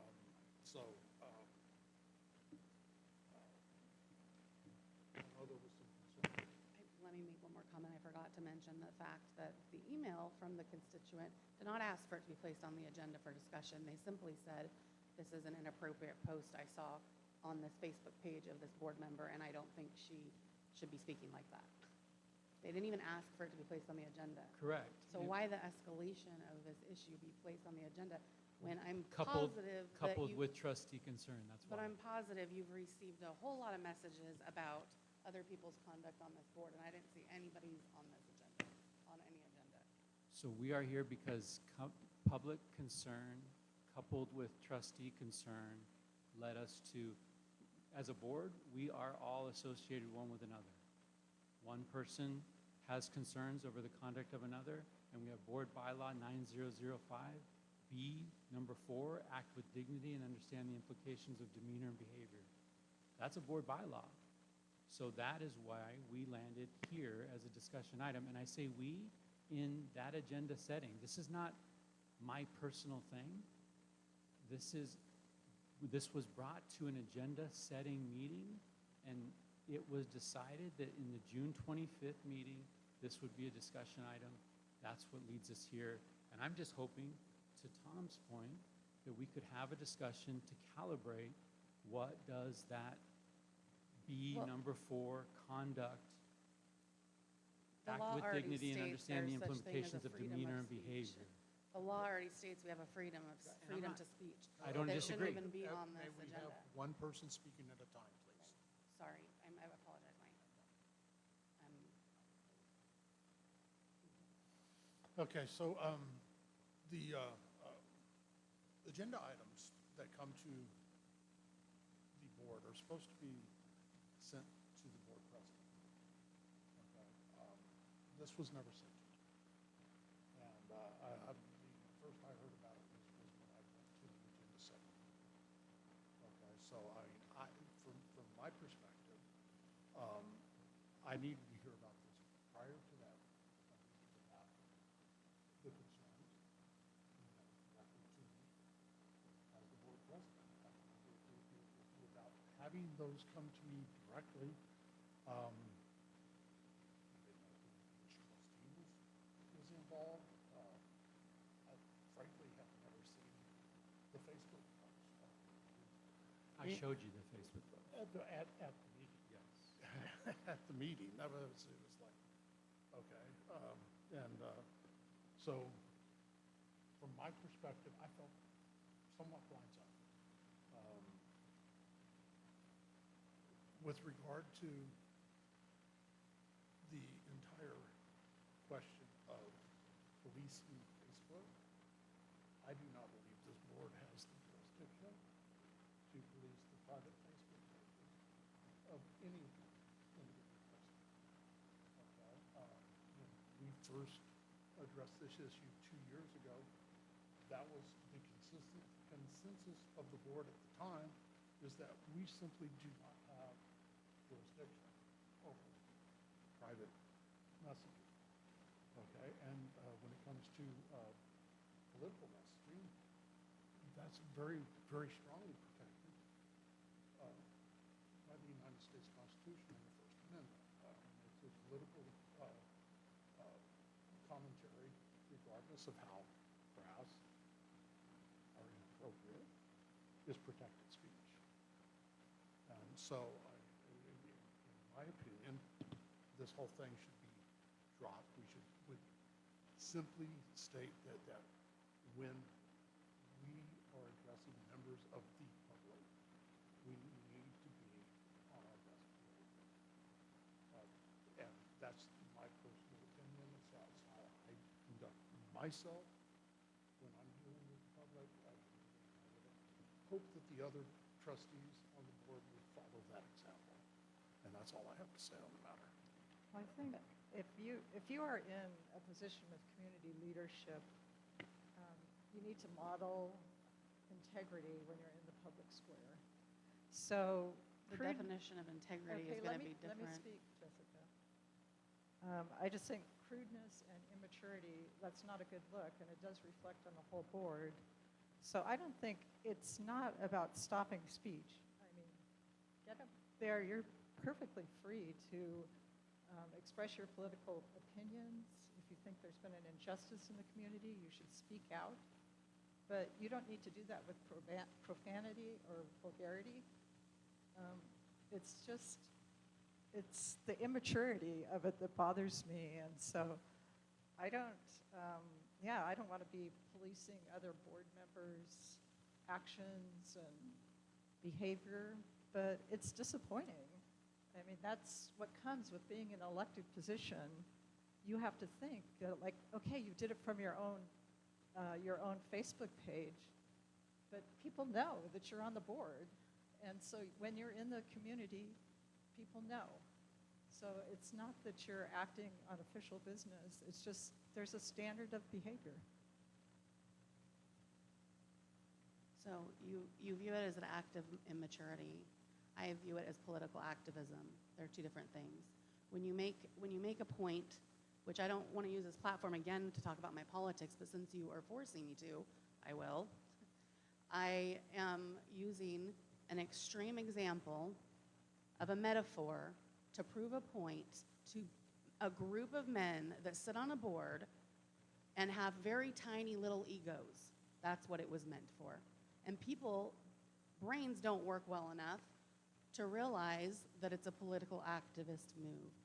I am infuriated with the way that our county government has been run for the past 3 years. I have sat in almost every single county board meeting for several years. I have put almost all of my free time. I am still talking. No, we're still.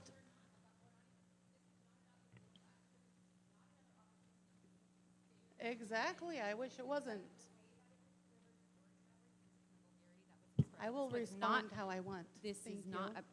that's why I'm calling for a point of order. The discussion is going on to your political activism and not what brought us here, which is the way that was done. That's interesting. That Requesting for a point of order. If you want to gavel me down, that's fine. One person speak I'm asking for at a a point time. of order that we get back to the discussion, which is the way the message was delivered, not what the message I was called immature, and I'm explaining why it's not immaturity, why it's actually a political activist move.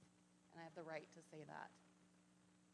I asked for this to be removed because it's not under the jurisdiction of this board. You all have said no and you want me to explain, so I'm going to explain myself. That is my point.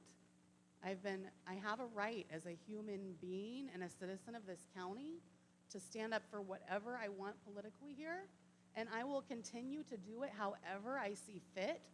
And I do not care who thinks it's profane. What I think is profane and vulgar is the way that our county is being ran right now by the board majority sitting on this board. I think that's much more vulgar.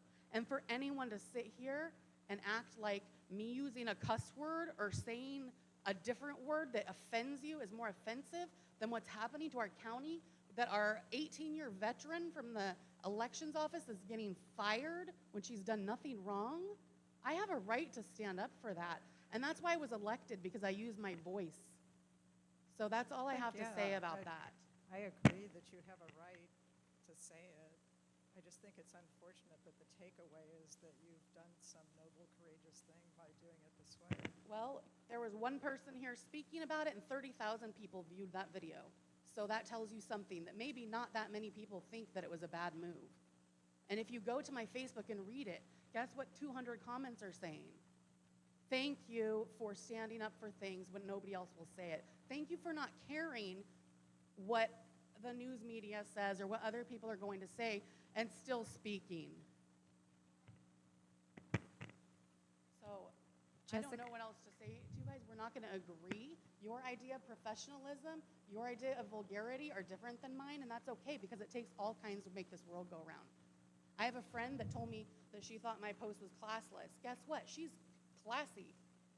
I am not that same way. I will say what I think, no matter what it is. I will say something that will make everybody pay attention so that they will listen to what the message is that we have to say, and it worked. So thank you.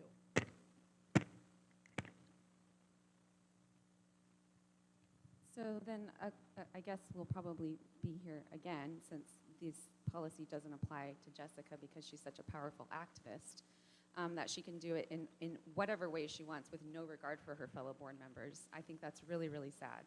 But thank you for telling us how you feel.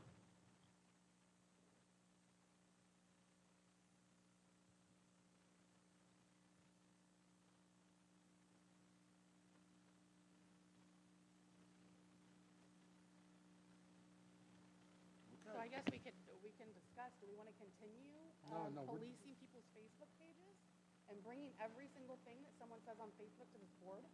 Because it's actually ridiculous, and I'm actually dumbfounded that you, Jackie, have anything to say about this, because your Facebook post is full of vulgar stuff as well.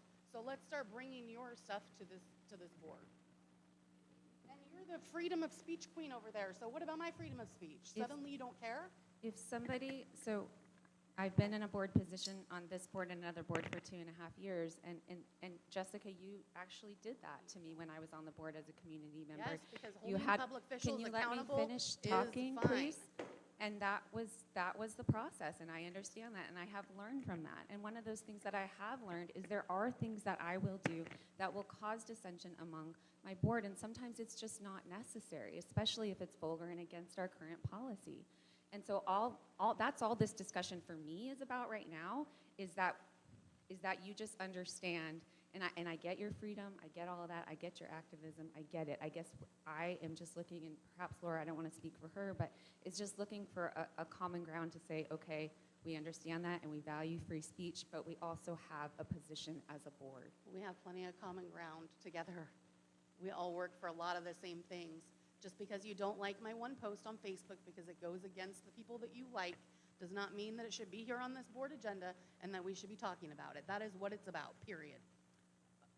I would like to know your opinion, Arthur, because you post similar stuff all the time and you believe in freedom of speech. Do you feel like giving me your opinion? I would say I do not post what you posted. Well, I mean, comparable. Let's just say you might be offended by what my speech is. Exactly, yes.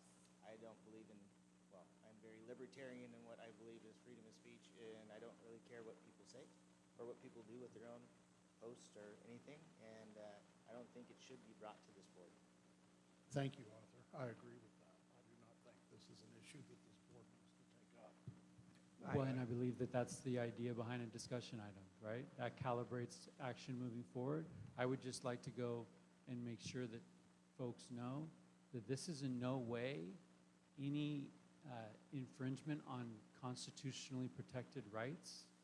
There is no action, this was a discussion because there were concerns, and we have a board bylaw that says act with dignity and understand the implications of demeanor and behavior. And I think that was the purpose of the discussion item, is to make sure that we all understand that people's behavior and demeanor have implications. And that's it. So Yeah, I'm looking at legal. Did any of this infringe on any constitutionally protected rights that Jessica or any of our trustees have?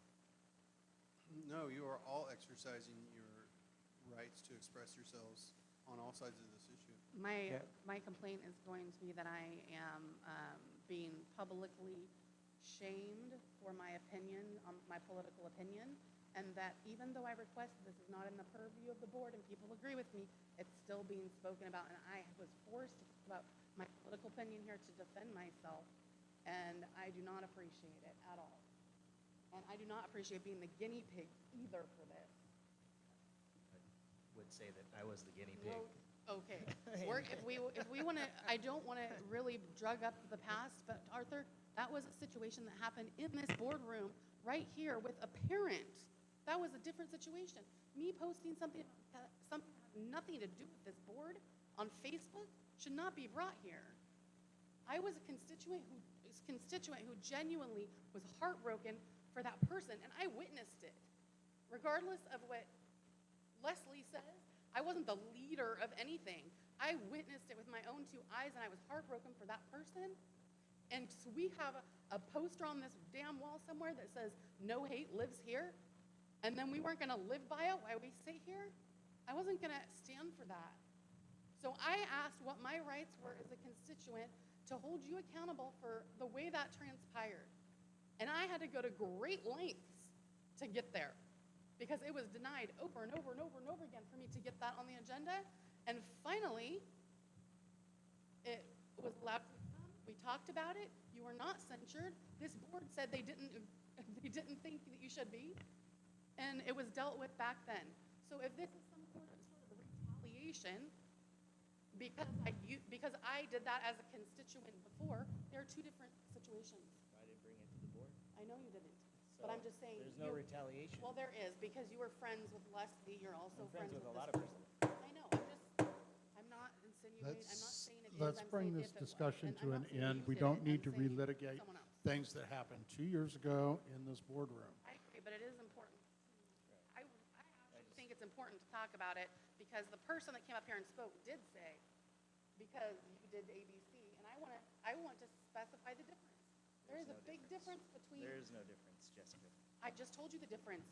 The difference is I made a Facebook post that has nothing to do with this board on my Facebook page. You, in my opinion, were grossly disrespectful to a parent right here in this boardroom. That's what you said, in your own opinion. Yes, You and were so offended. in my And other opinion- people have been offended by your speech. But I don't think that either of those things belong Okay, here. they're two different totally. Again, this is not going to be resolved tonight. This is a political difference. It's a difference and it is not under the jurisdiction of the Shasta County Board of Education. We do not police individual trustees' Facebook pages. We don't police authors. We don't police Jackies. I don't have one to police, and we certainly don't need to be to policing Jessica's. So if we can simply leave it at this point and move forward, I would appreciate it. Could I just ask for one point of clarification, Robert? Did you agree to have it on the agenda? Oh, yes, I Thank you. agreed that it needed to come onto the agenda you. as a discussion about demeanor. Okay, as demeanor. That's not what you told me, so I just want to be clear there that I wasn't the one being dishonest. You told me you did not agree. Well, I did not agree to. Otherwise, I wouldn't have been questioning Mike's integrity. Okay, so I. But I still think we should have, I still want clarification on if this is now the way things go. Are we now going to bring up everyone's Facebook posts? I believe as a result of the discussion, the answer to that is no, because we've had this discussion. Yes, we are not going to be policing Facebook.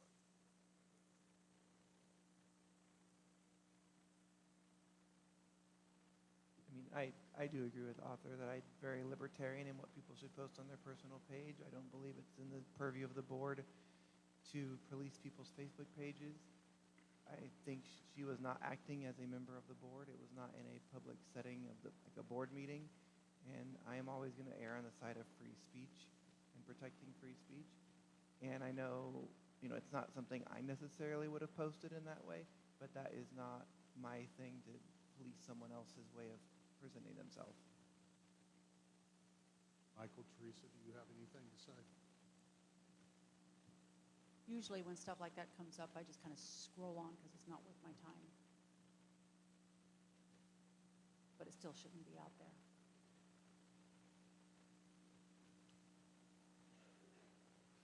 Moving on to item 11.2.2, board reports, correspondence, and comments. Do we have any board reports? I do. I'll talk about nice things. It'll help me feel better. Okay, so this last month was actually really great for me as far as working within the education system, getting to talk to some of our public schools or our partner schools in the community. At my job, I work with several counties of school districts, and Shasta is one of them.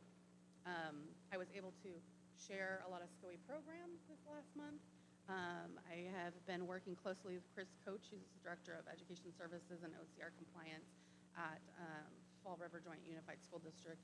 And we did a lot of meetings with various administrators and things of that nature in her district, and I was able to recommend to them to get information about a food pantry, because food insecurity was their biggest problem in the school.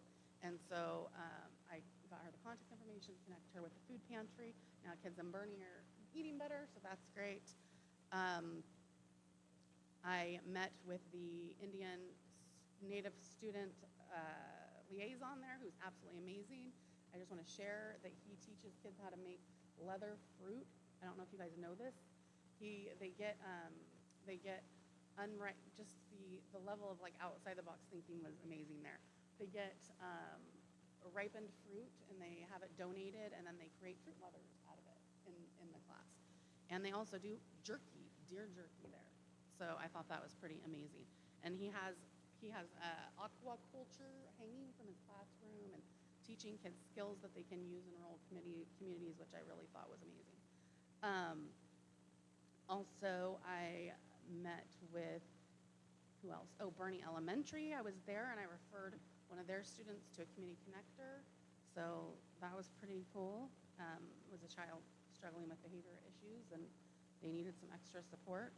I also was in Chiba and also talked to them about community connectors as well as Foothill High School. What else? I attended 2 orientations, Chrysalis and what was the other one? Our STEM Academy. And that was, our STEM, I had been to Chrysalis because my kids graduated from there, so that wasn't a surprise, but our STEM was really cute. I loved the enthusiasm of the kids. It just seemed like they were so tight-knit, and I really enjoyed participating. That's it. Thank you, Jessica. Any other board reports? Correspondence? Comments? I attended the Power of Ceremony session that was back in May now with Dr. Michael Yellowbird of University of Manitoba, and that was a really interesting webinar Zoom session. And I also was on the graduation circuit, and I love graduations. So I did all 3 of our programs, Excel and Independent Study, both junior high and high school. And I think all of those are really meaningful because it's never really a given for some of those students, whether they're really going to make it to graduation. So I just really, they were very heartfelt ceremonies, and it made me appreciate the leadership of Cheyenne and Jill and Carrie. Thank you, Laura. Any other board reports? Yeah, a couple things. I like to go to the graduations as well. And then I went to Northern Summit Academy, the charter school. It was cool to see that all the stories of the kids that were there at the independent study that couldn't actually, like, whether they could or couldn't, they excelled at that learning institute, and I was really touched to hear all the stories as well. And then we joined everybody else at the, I can't remember which one it was, independent study of our school, and that was really cool to see too. I did have a question. Earlier, there was the Soul for Souls shoes, and I was looking at that, and they're giving us a lot of shoes and socks, but how do people access the shoes and the socks? Because that wasn't mentioned in the board report, how they actually get a hold of these shoes and socks. Those are primarily, they were donated for students that are experiencing homelessness and also, I believe, foster youth. However, they are accessible to, through connectors, for example. They can distribute them to families, and that's the primary way, I would say, with those populations, and then through connectors and needs, and so getting that word out also to schools to let them know that those are there. And then the next thing was the ACCBE, if we could add it to the next month's agenda. Yes, we can. Can we add that to next month's agenda, please, Carmen? And does that need to be another It will discussion be an action. or It will be an action item. Okay. I don't think we need to discuss it more. And then the only other thing was I had a constituent reach out to me because everybody likes the Elon Musk Doge, and he wanted to Doge Shasta County. And I was like, okay, well, tell me more about what you're thinking. And he said that in his experience, all the government workers are coming back to in-person instead of working at home. And so they suggested that we had a lot of people working from home and in other states as well. And I was like, oh, I don't know if we actually have employees in other states. But then I was like, well, I'll ask them. Do we employ people that work out of state? We do. We have, I think, actually one of our employees here, former. We high need areas like fiscal and accounting. We have one person working remotely who joins board meetings virtually, and does come in person throughout the year. And then we have a payroll position, I believe, as well. Two. And then really quick, proven track record of performance, long-standing employees that were here, high-need positions that have an opportunity to move out of state, and working through our HR process for telework. We've got a process to make sure that they are available when our customers need them, that we're meeting the customer needs. Supervisor works closely with them to monitor and evaluate that, and can be revoked at any time. So we just don't have the need to fill the position locally? It is those particular positions have a history of not going filled with competent people. As we post those positions, it's very difficult to find the level of skill that those people are able to do. And so those are the exceptions. That is, we are not seeking out opportunities, and we're not advertising, hey, you wanna move to Hawaii and work for us, right? Those were situations that we explored on a case by case. And so, like, no. Just to add to that, they are primarily in our business services department, right? The two, so they are in our business services and payroll.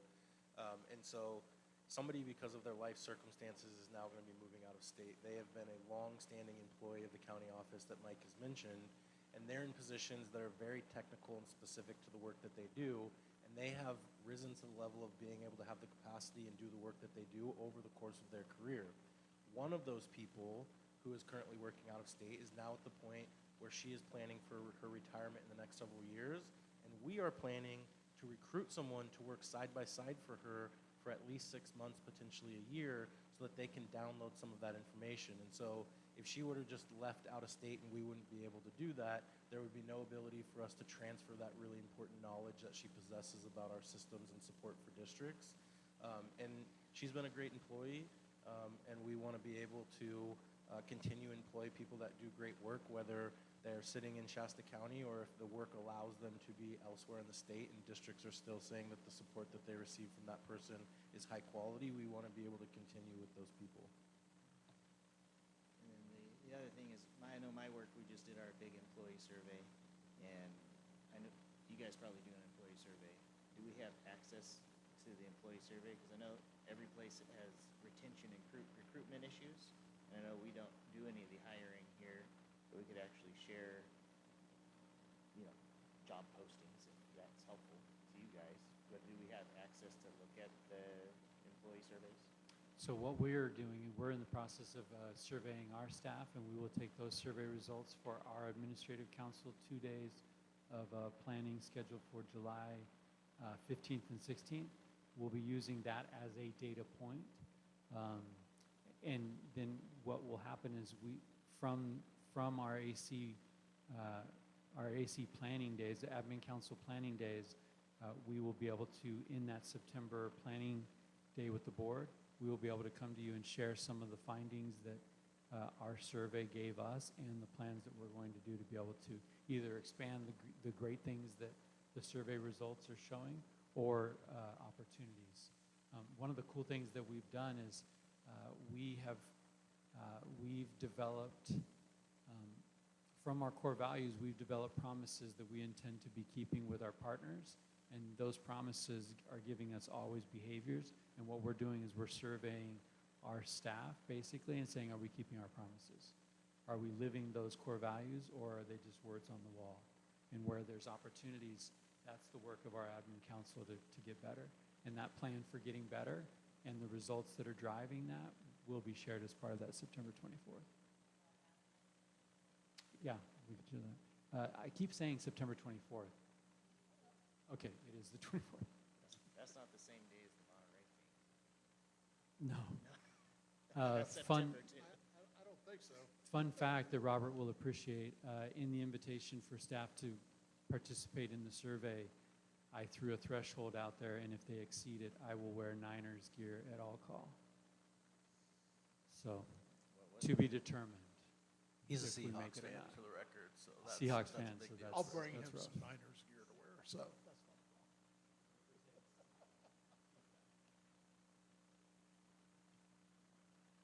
That's all I have. Any other reports, correspondence, comments? Moving on to item 12, reminders of upcoming events. Well, we have All Call, August 7th out at Shasta College. If you haven't been, it's interesting. Hey, no, that's what I've got. I mean, what All Call is an experience for all of the employees of Shasta County Office of Education to come together and celebrate and prepare for the coming year. And I appreciate all of the employees that we have here at SCOE, because we work hard year-round to provide high-quality education opportunities and to support students, teachers, and districts. And everyone wants to come to a party described as interesting. You're all invited. It's fun.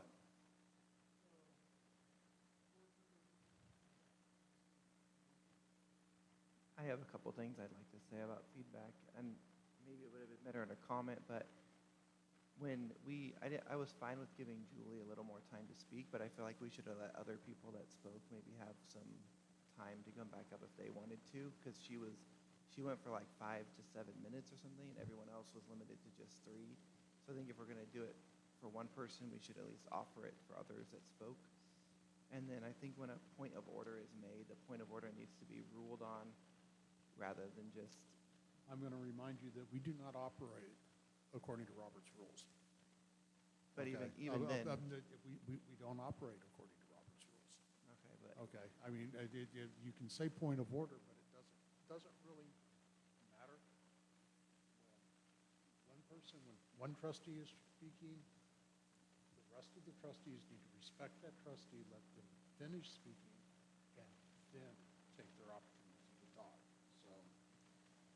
So we don't do Robert's Rules of Order here. Okay, but it also is people were talking over each other, and that was let to happen. So yeah, then that needs to happen more quickly, because otherwise people watching are not going to know what's going on. No one can make their points, and that's why we need to have some kind of formal structure. If we're just going to be whoever's is a free for all, then that's going to be chaotic. I do agree with you, Michael, because another parliamentary procedure is very nice because you can move from one topic to the next. You can let someone finish their idea, and then everybody will just have to respect the person's ability to finish their sentence. Makes it nicer. I would agree.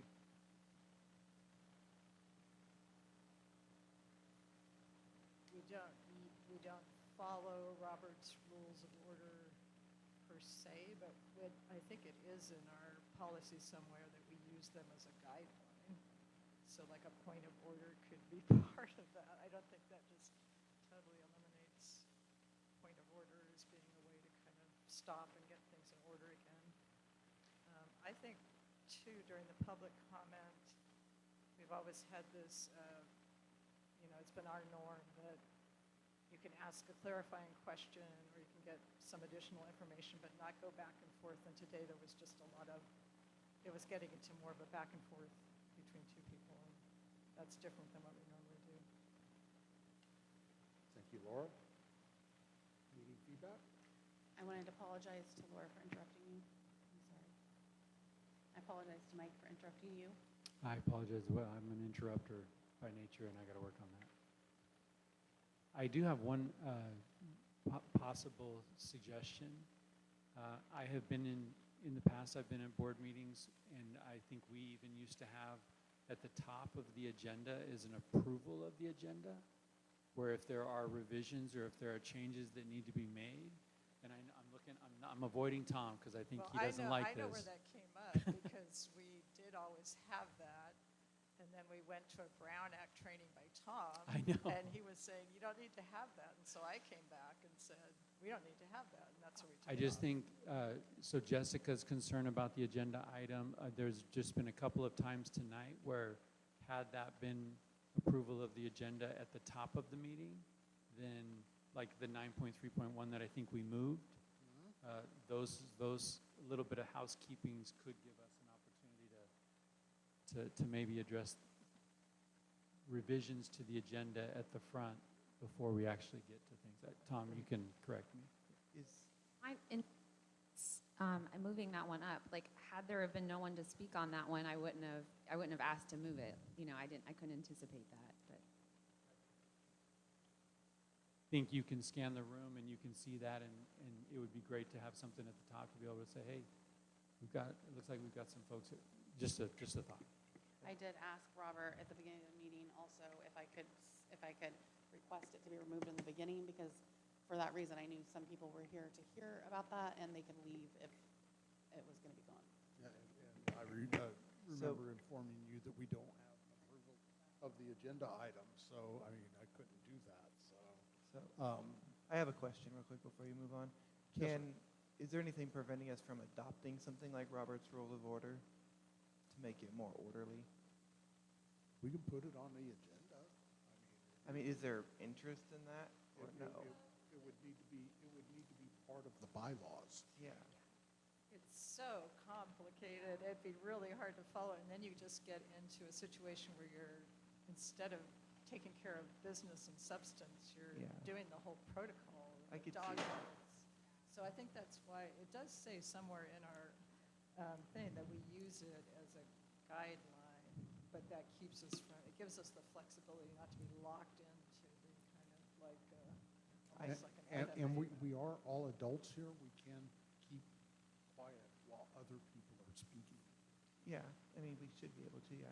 We could, but also Jackie was saying point of order, and we could just say we're not doing that, because then that would have shut it up too. Exactly. Yeah. I really like Robert's Rule in other places that I am, there's not just 7 of us. Well, here we got more than 7 people. And if there's too much crosstalk, then other people can't hear what's going on. And so this board, I mean, we can hear each other. The crowd can't hear us. And so in other places that I'm at, we don't have microphones, and there's 24 of us sitting around talking, and people can't actually hear us at the other side. So if we're not using Robert's Rule of Order, then the crowd's not really understanding what we're even saying. So the thought is that we should all be adults, but sometimes things get carried away, and we're not respecting the time. So we should be able to have some kind of parliamentary procedure like Robert's Rule of Order where we can understand and adopt such things. So that we can hear each other, but out there they probably can't hear us. That's a conversation for a future agenda. So, and it would require a bylaw change. So I just want to remind everybody that we do that. We make changes to the bylaws, usually at the organizational meeting in December. So Bring it back for July for discussion, so we can review Robert's Rule of Order for a month and come back and discuss it. I don't see any reason why we can't bring it back and discuss it. Yeah. Yes. The board bylaw that does refer to it, and we can bring that to the board for discussion. There's another one that's not so fussy. What's the name of the? Laura, if I may, I'm going to reveal my personal viewpoint here. Robert's Rules of Order is quite complicated, and I believe it's Rosenberg's rules is something that's used that's a little simpler. Yes. And I've also seen boards just take a few chunks out of rules just so that everyone knows, this is how we're going to conduct an agenda item. People speak one at a time. Motions are considered, once a motion is on the table, it's considered before you go to the next one, just, a small handful of things. But it is, of course, completely in the board's discretion if they want to do any of those systems. Thank you, Tom. So we will have the discussion at the July meeting. About the bylaw. Our next meeting will be July 9th at 5:30 here at the Shasta County PDC. And with that,